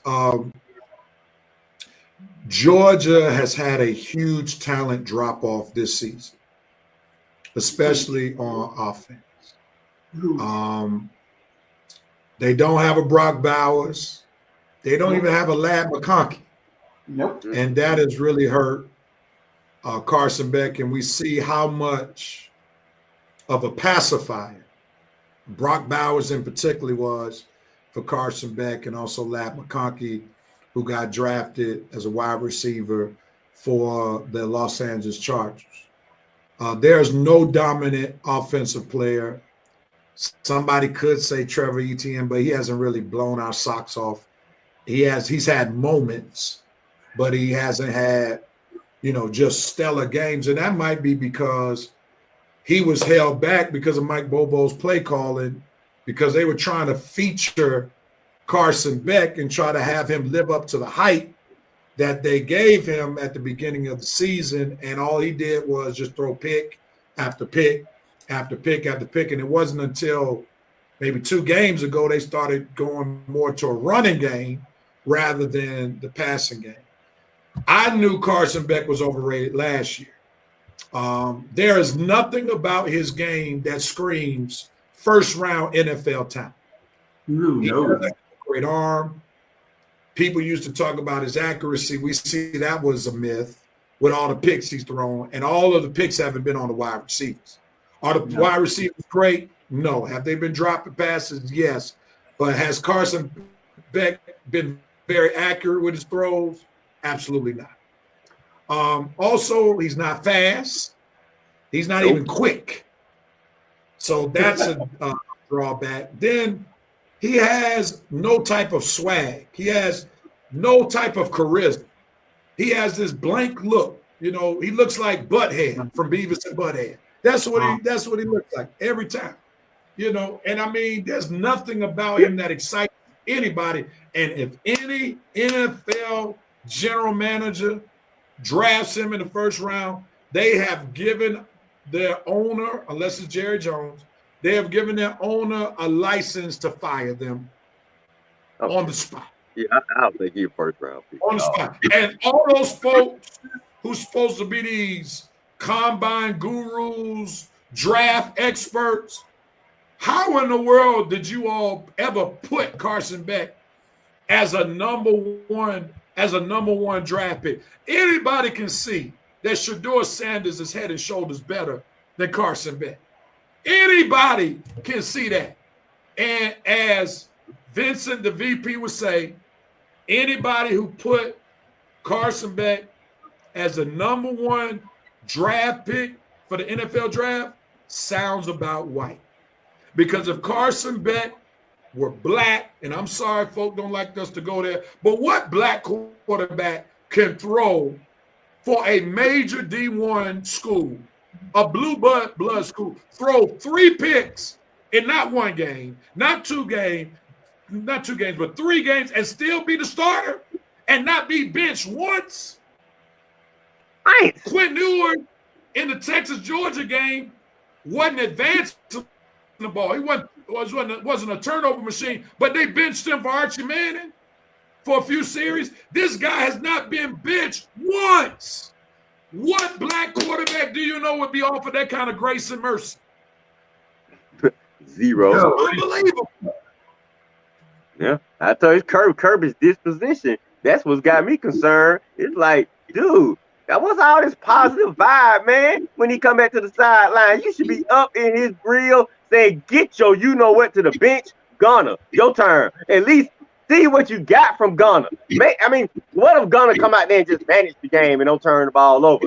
That'll help UGA out. Rev Carson, like you said, he came into the season with goals. Number 1 goal, impress my girlfriend with the Lamborghini. Number 2 goal, go out there and be the man. Number 3 goal, try to win the Heisman. Number 5, be a first-round pick. And that's why his play, he's trying to prove he's the man. He's trying to win the Heisman. Well, you can forget about the Heisman. You can forget about being the man. You need to dump that loudmouth girlfriend of guy. You need to take that Lamborghini back to the shop and do the only one of your goals you got a chance to get is winning the national championship. But right now, we on thin ice, buddy, because we can't really lose no more this season. So all of your goals, you failed at. My bad, Real. Go ahead. Going back to your scrutiny on Kirby Smart, it's almost like Kirby Smart doesn't do anything with Carson Beck because it's like he may be getting a percentage of his NIL deals. I mean, like it's almost like Kirby got a cut. Say it again. You're paying him too much. It's almost like Kirby getting a cut from Carson Beck's NIL deals. Like that's the only thing I can make sense of it. Like he must get 5%, 10%, because I've never seen a quarterback play so poorly. And all Kirby does is or grabs him by the shoulders like he's trying to minister to him, breathe and relax. It's going to be okay. I mean, it's absolutely ridiculous. Absolutely ridiculous. Let me get to these comments from Revenite Nation, then we get to the NFL picks. Dre Anthony says the receiving core is not dominant. That's true. Alexis Hill says maybe UGA needs more of a game. We've read that one before. Jerry Lou says Dre Anthony, UGA wide receiver, running back so dominant in the past. I don't see it with what is on the field right now. He also says Beck kind of looks like Louis Gossett Jr. in Henry Mind. Yeah, the coach says, I understand Red's frustration. I feel the same about Quinn. Although he hasn't been throwing in INTs, he just ain't it for me. Just ready for him to leave and the reign of King Arch to emerge. That's a Texas fan. VP says no black quarterback would have survived 2 games with that type of performance. Facts. Man, 1 game. Alexis Hill, maybe Kirby or UGA doesn't like black QBs or something. I don't know if there's maybe. Quincy Carter could never. Facts. DJ Shockley too. Facts. DJ Shockley and Quincy Carter just entered the chat. All right, that's a good way of ending this segment. Beck is backing it up for Georgia season. All right. We substitute Beck for another word, but y'all get it. I'm gonna do like my cousin does. Colorado already up 14-3 on Utah in driving. All right, well, that's a good thing. We believe. And rest assured, The College Football Playoff Committee, if Colorado doesn't lose another game, for monetary purposes, they better have Colorado in that playoff. Well, they ain't got no For choice. monetary reasons. Shoot. Prime is going to have that thing off the chain wherever they go. The whole state of Colorado will be there. Look at this comment. Back him. Yeah. Hey, Vincent. Pretty much, yeah. Hey, Beck you, boy. You understand that? And tell your girlfriend to shut the Beck up. Get the mute button ready. Deion Sanders is awesome. CFP will be seeking school bus for a reason. Must be the money. Oh, I love playing off Deion song. All right, gentlemen, we got some NFL picks business going on, and this is where we are. Armani, he's about to help Red out because Red was way back in last place, but now he's making progress. Okay. Red went 72 last week. He's now 89-51. I went 6-3. I'm 96-44. Coach won the week, only losing one game, and that was the Falcons' loss to the Saints. He picked the Dolphins over the Rams, and of course the Steelers over the Commanders. Armani went 5-4 last week. Red is only 4 games behind Armani now. And he was like 8 or 10 games just 2 weeks ago. So Coach is in first place pretty comfortably right now, 5-game lead over me. He has an 8-game lead over Armani and a 12-game lead over Red. Armani, run. This is where we are in the NFL picks. We'll get ready to make these picks. Dre Anthony had a comment, says this, going back to UGA. To y'all point, Kirby's not showing no competition between the other QB. The state is saying the same thing. Great conversation, guys. Kirby will have a dual threat. I bet you come in next season. Jared Lou said, Dre, when Matt Ryan got a little too comfortable being on the QB in the QB room. But the Falcons glad we got Penix to keep Cousins competitive. Good comments. Good stuff.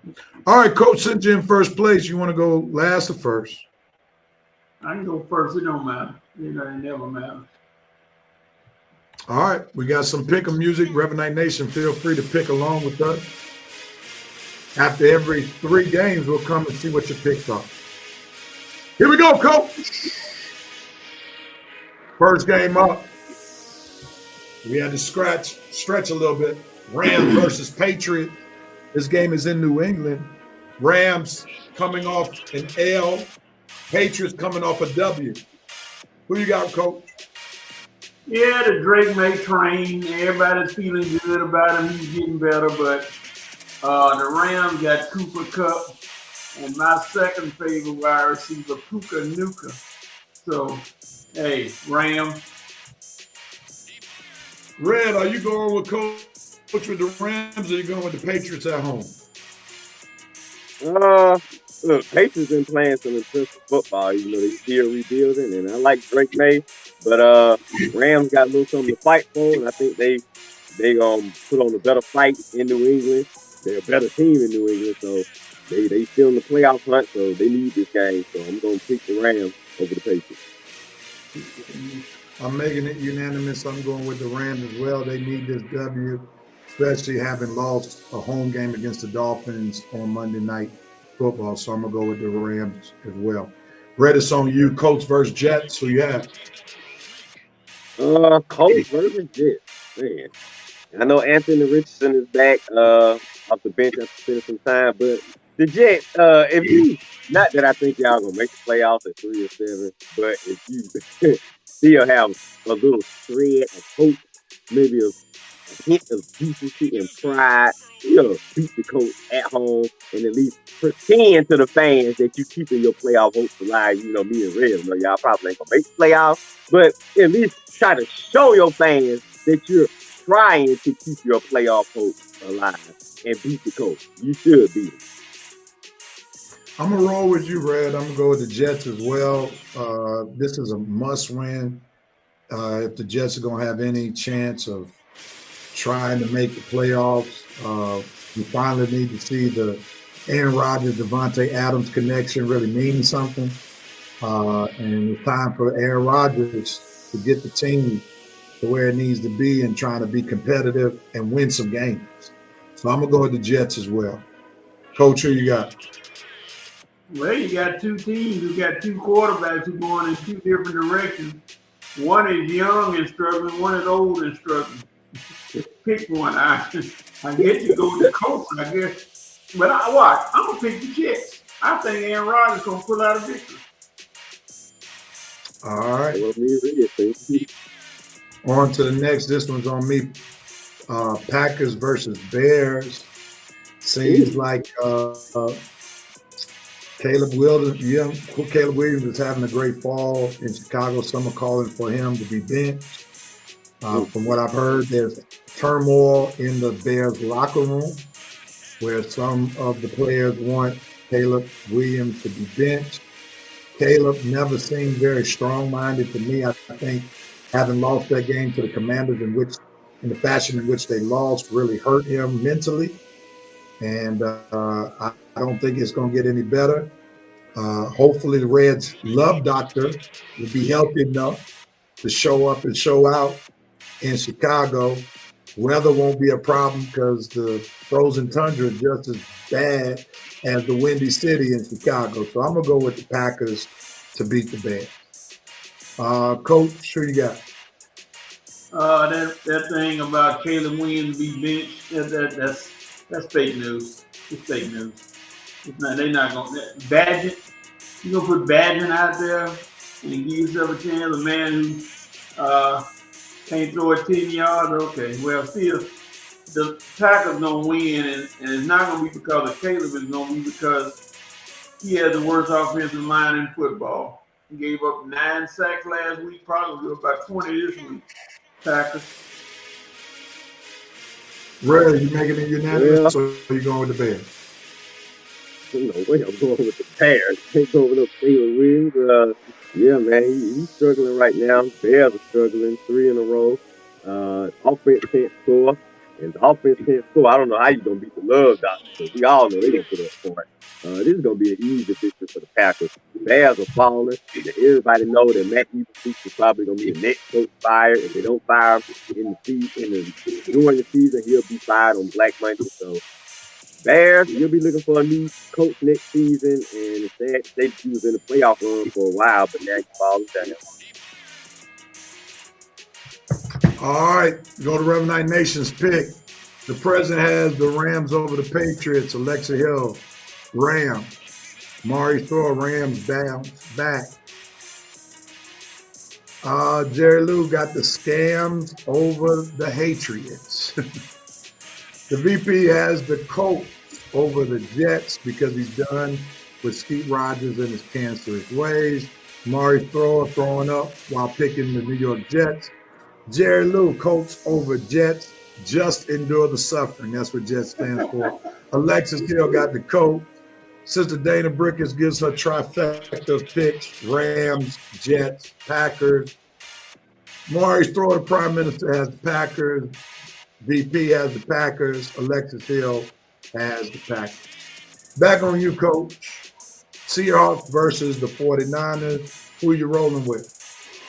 Yeah, I would not roll with the Sea Chickens for anything in the world. Metcalf is going to play, but he's still a little banged up. And McCaffrey is back. So as long as Debo don't grab another play on his team, I'm going to go with the 49ers. Red, who you got? I'm going to go with the upset. Seahawks. Both teams been up and down this year. Both of them been a little inconsistent. I know the Seahawks on the road, but Niners, Brock Purdy been a little up and down. He's been a little up and down. Both teams about the same. I'm just going to pick the Seahawks because I hate the Niners. So. I'm going to go with the 49ers. I think Coach could have just started with his last point. McCaffrey is back. That's just to sum up what the 49ers' key to success is, having McCaffrey out there. When he is out there, they win double, triple their game.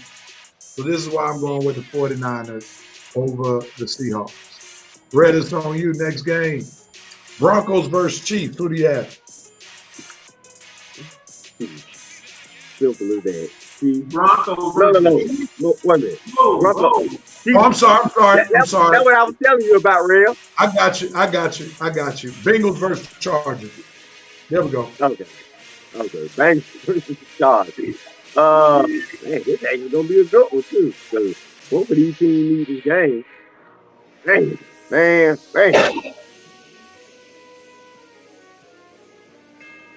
This is tough right here because Chargers is a good team.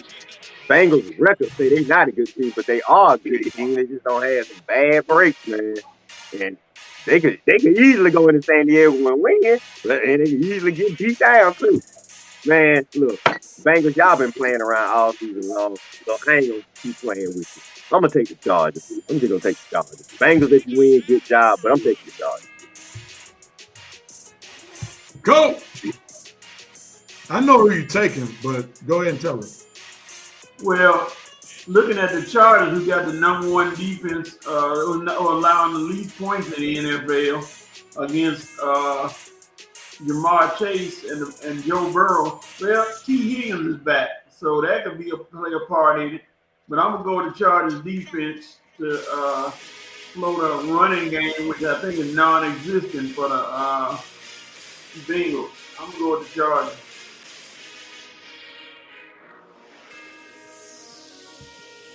I trust Joe Burrow, man.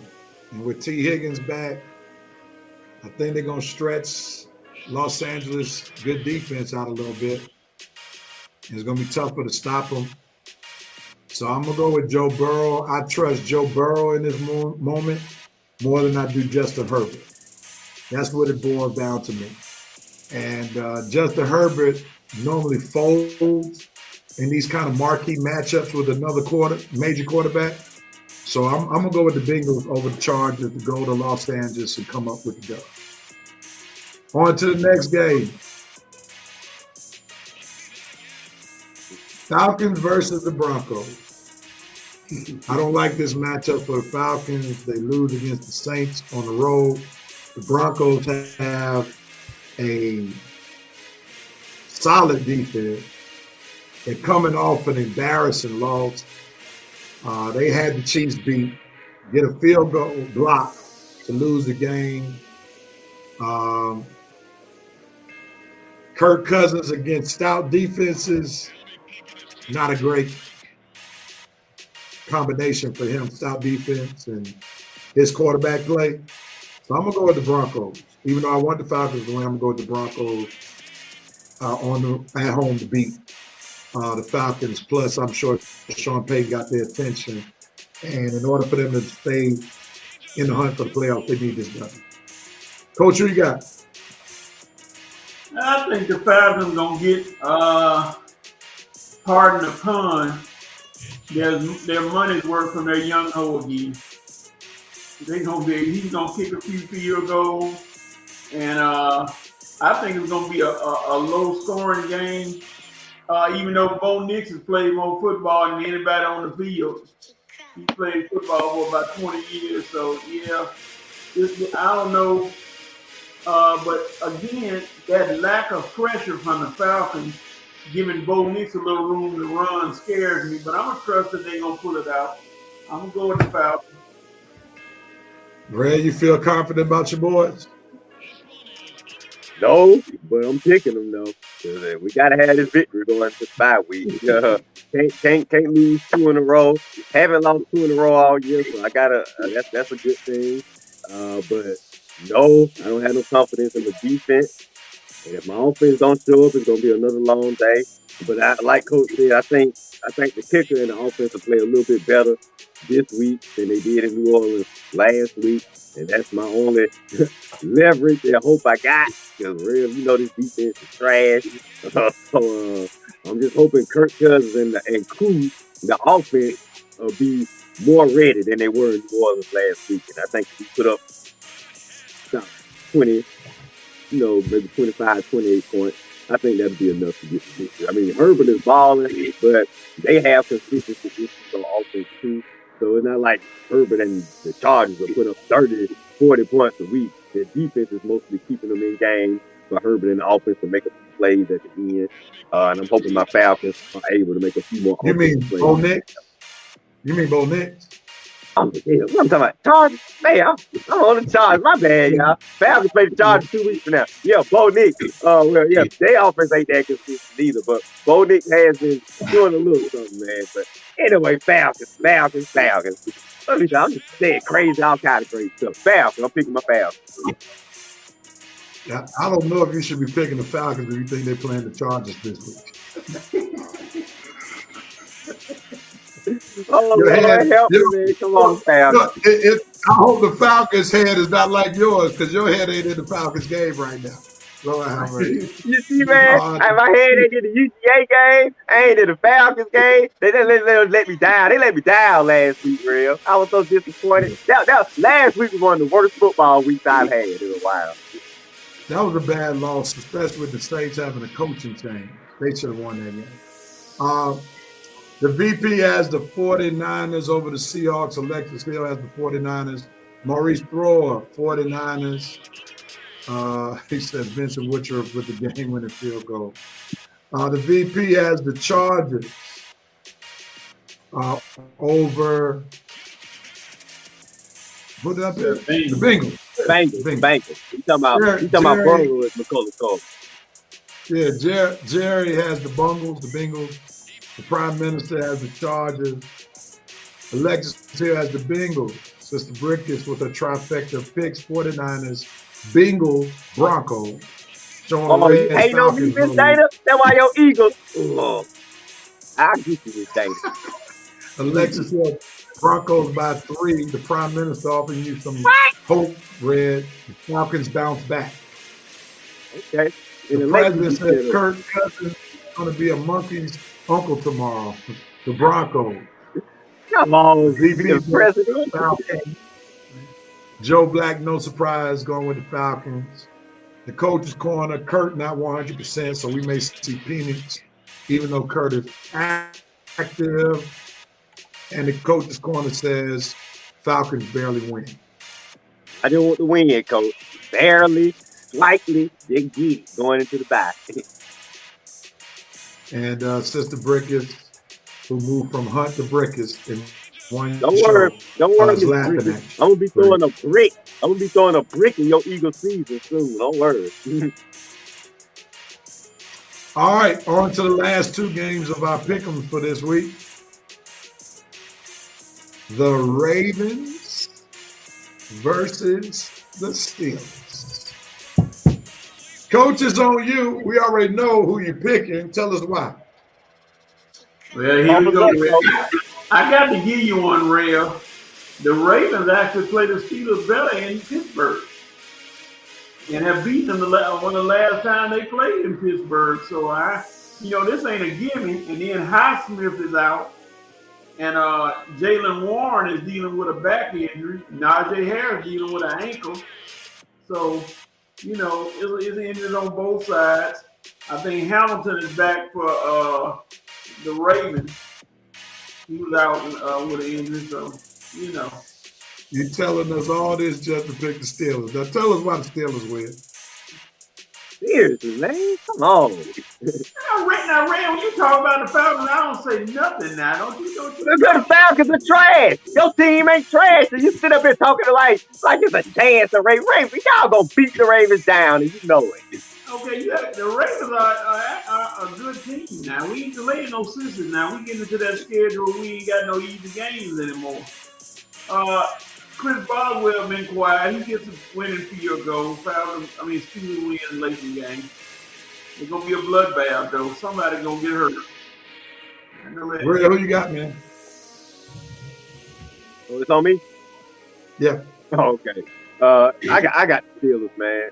Steelers got the game, man. Russell playing good, the defense playing good. The Ravens pass defense is trash. I mean, Russell probably gonna take advantage. I can see Pickens having a good game. I can see Mike Williams having a good game.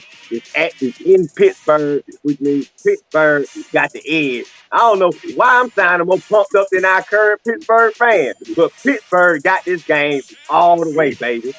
We need to start having some more Pittsburgh fans on the show to get us pumped up. Who you got, Real? I got the Ravens. Okay. I got the Ravens. And the reason why I got it, I think ball control is going to be important. And I think the Ravens' running game might be able to neutralize the Steelers' solid defense. The Steelers got to worry about not just one runner, but two runners. They're going to have to deal with the low Derrick Henry. Then they're going to have to deal with Lamar Jackson being able to run the ball as well. And if the Ravens are successful getting points early, then I can see Russell Wilson pressing. Let's remember, a lot of Russell Wilson's success has been off the leaping ability of George Pickens. He hasn't been very accurate. He's throwing these 50-50 balls that George Pickens' athleticism is allowing him to win those matchups. So I don't like 50-50 balls being the key to success for a team. And I think if he gets too greedy with these 50-50 balls, just throwing moon balls up in the air, I think the Ravens will pick off one or two of them. And it's going to be tough sledding for the Steelers if they got to deal with the run. And Derrick Henry is something special. So I'm going to go with, that's why I'm going the Ravens. I'm banking on the running game. Now, if the Steelers get out in front early, Steelers win. No doubt about it.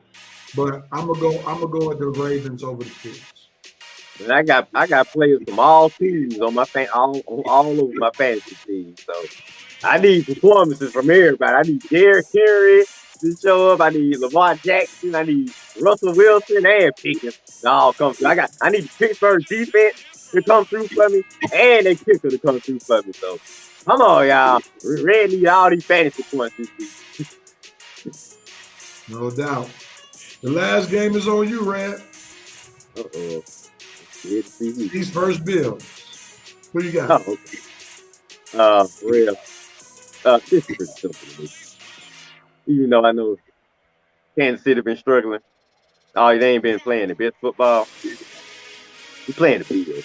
And you know, when Chiefs play the Bills shrink and shrivel and come up so small. No matter what they've been doing the prior games, when it comes to the Chiefs, they come up smaller than Honey, I Shrunk the Kids, man. So, I don't care if it's in Buffalo. I say Chiefs win, and until the Bills prove they can beat the Chiefs, I'm always going to pick the Chiefs over Buffalo. Even if the Bills were undefeated, I still pick the Chiefs. Chiefs win. Now, the Bills have competed against the Chiefs well in the regular season. And this is a regular season game. And, Josh Allen has done well. I'm still picking the Chiefs. Would I be surprised if the Bills win this game? Nope.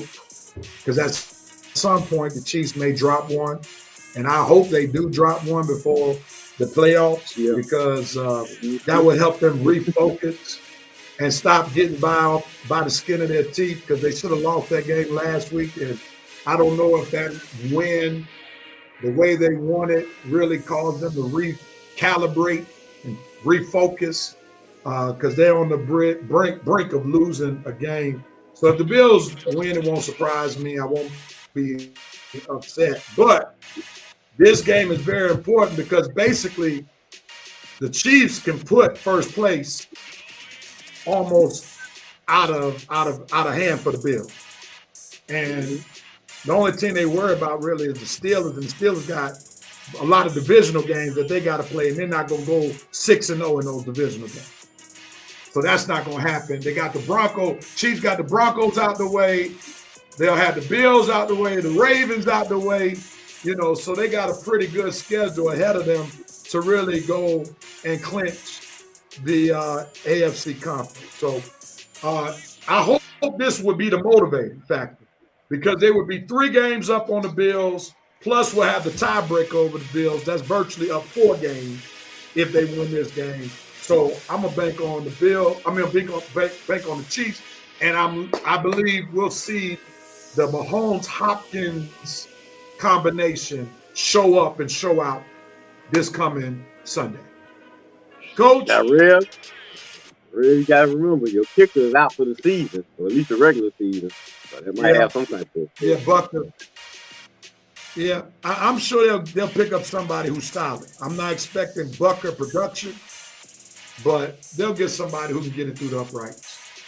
And he was my fantasy kicker, man. I can't believe it. That solid kicker I had every week. Now I got to go 5 years old, man. Yeah, you got to go find you another one. You're not going to find one better than Bucker, even though I know Bucker's a clown, but that's another day. Coach, who you got, man? You already said it. Regular season game. The Chiefs are not worried so much about that undefeated thing. The Bills gonna sneak by them this game because the Chiefs got a bigger picture in mind. They if they lose, like you said, they lose now. They refocus and they come back and they wipe through the rest of the league. So I'm gonna go with the Bills. All right, he got the Bills. Not surprised, because I saw one of your posts earlier this week said that the Bills were going to beat the Chiefs. I saw it. The VP has the Ravens. This will be a barn burner. L. Jacks will further solidify his MVP status, so he got him over the Steelers. Joe Black going with the guys in black and yellow. Alexis Hill got the Ravens. The president says he has Derrick Henry on fantasy. He's going with the Ravens. The prime minister says, why is this game not in prime time? Baltimore for the win. The coach's corner has the Ravens. I think the Steelers the home team. So you might want to go with the Steelers if you go with the home team. Steelers the home team. Side note, I got Lamar Jackson and Derrick Henry on my fantasy team. The VP says the Chiefs will cook up another victory over the Bills.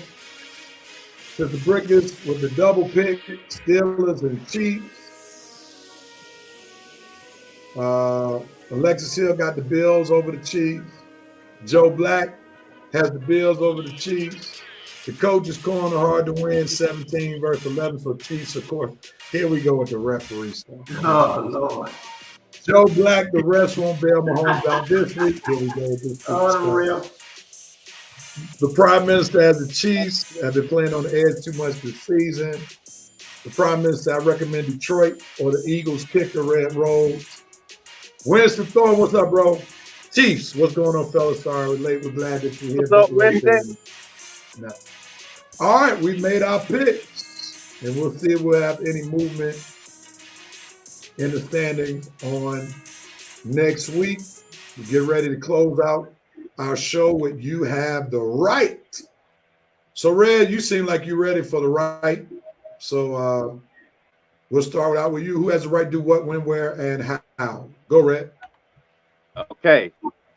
Well, I'm happy I get to say it.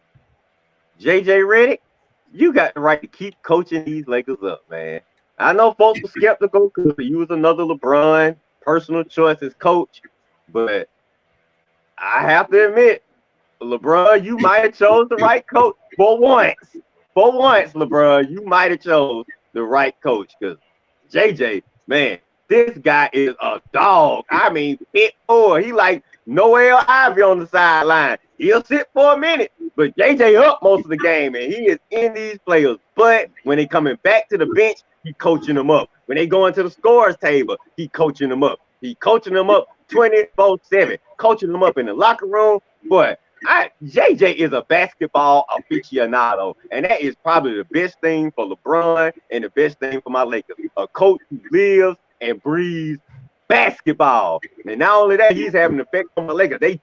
They are pretty much entering the three-point contest, not like the previous year when Darvin Ham, we taking at least threes in the league. We jacking up threes, we competing, We hanging around with everybody else. I like this brand of Lakers basketball. He's focusing on. He's really trying to win Anthony Davis, the MVP. So JJ Redick, you got the right to just keep coaching up my Lakers, and hopefully the wins will keep coming. But I like your coaching style, buddy. You know basketball, and you are putting that on this Lakers team. So JJ Redick, you have the right to keep doing what you do. Keep coaching my Lakers up. Go Lakers, purple and gold. Woo! Coach, who has the right to do what, when, where, and how?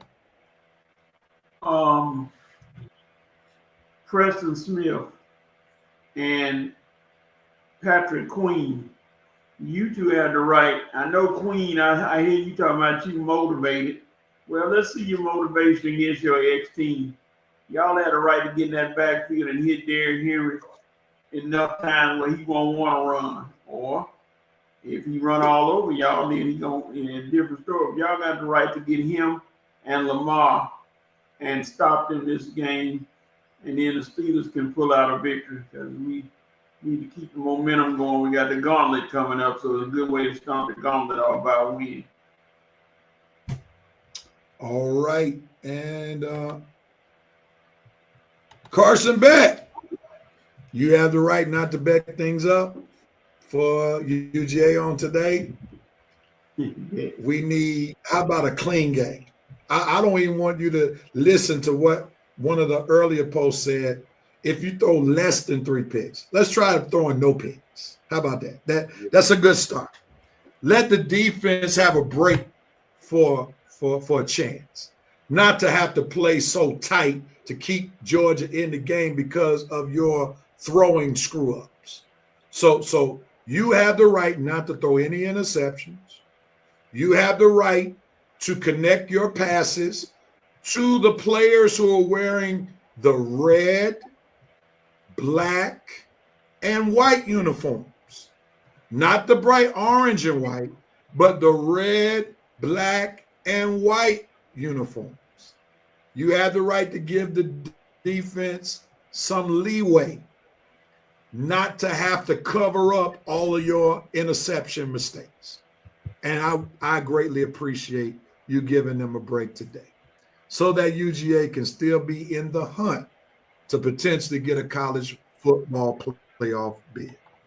And with that being said, Reverend Knight Nation has chimed in where you have the right, so we're going to honor that. You have the rights. Well, some folk got some other stuff. The Coach's Corner said, he said home team because he's from D.C. Okay, gotcha. That's the Ravens home team reference. Jerry Lou says Chief plus rest, man. Will y'all stop this foolishness? Joe Black says, cool. You have the right to kick a field goal. You might want to add, you have the right to make a field goal that you kick. He's been kicking field goals. They just have been made field goals.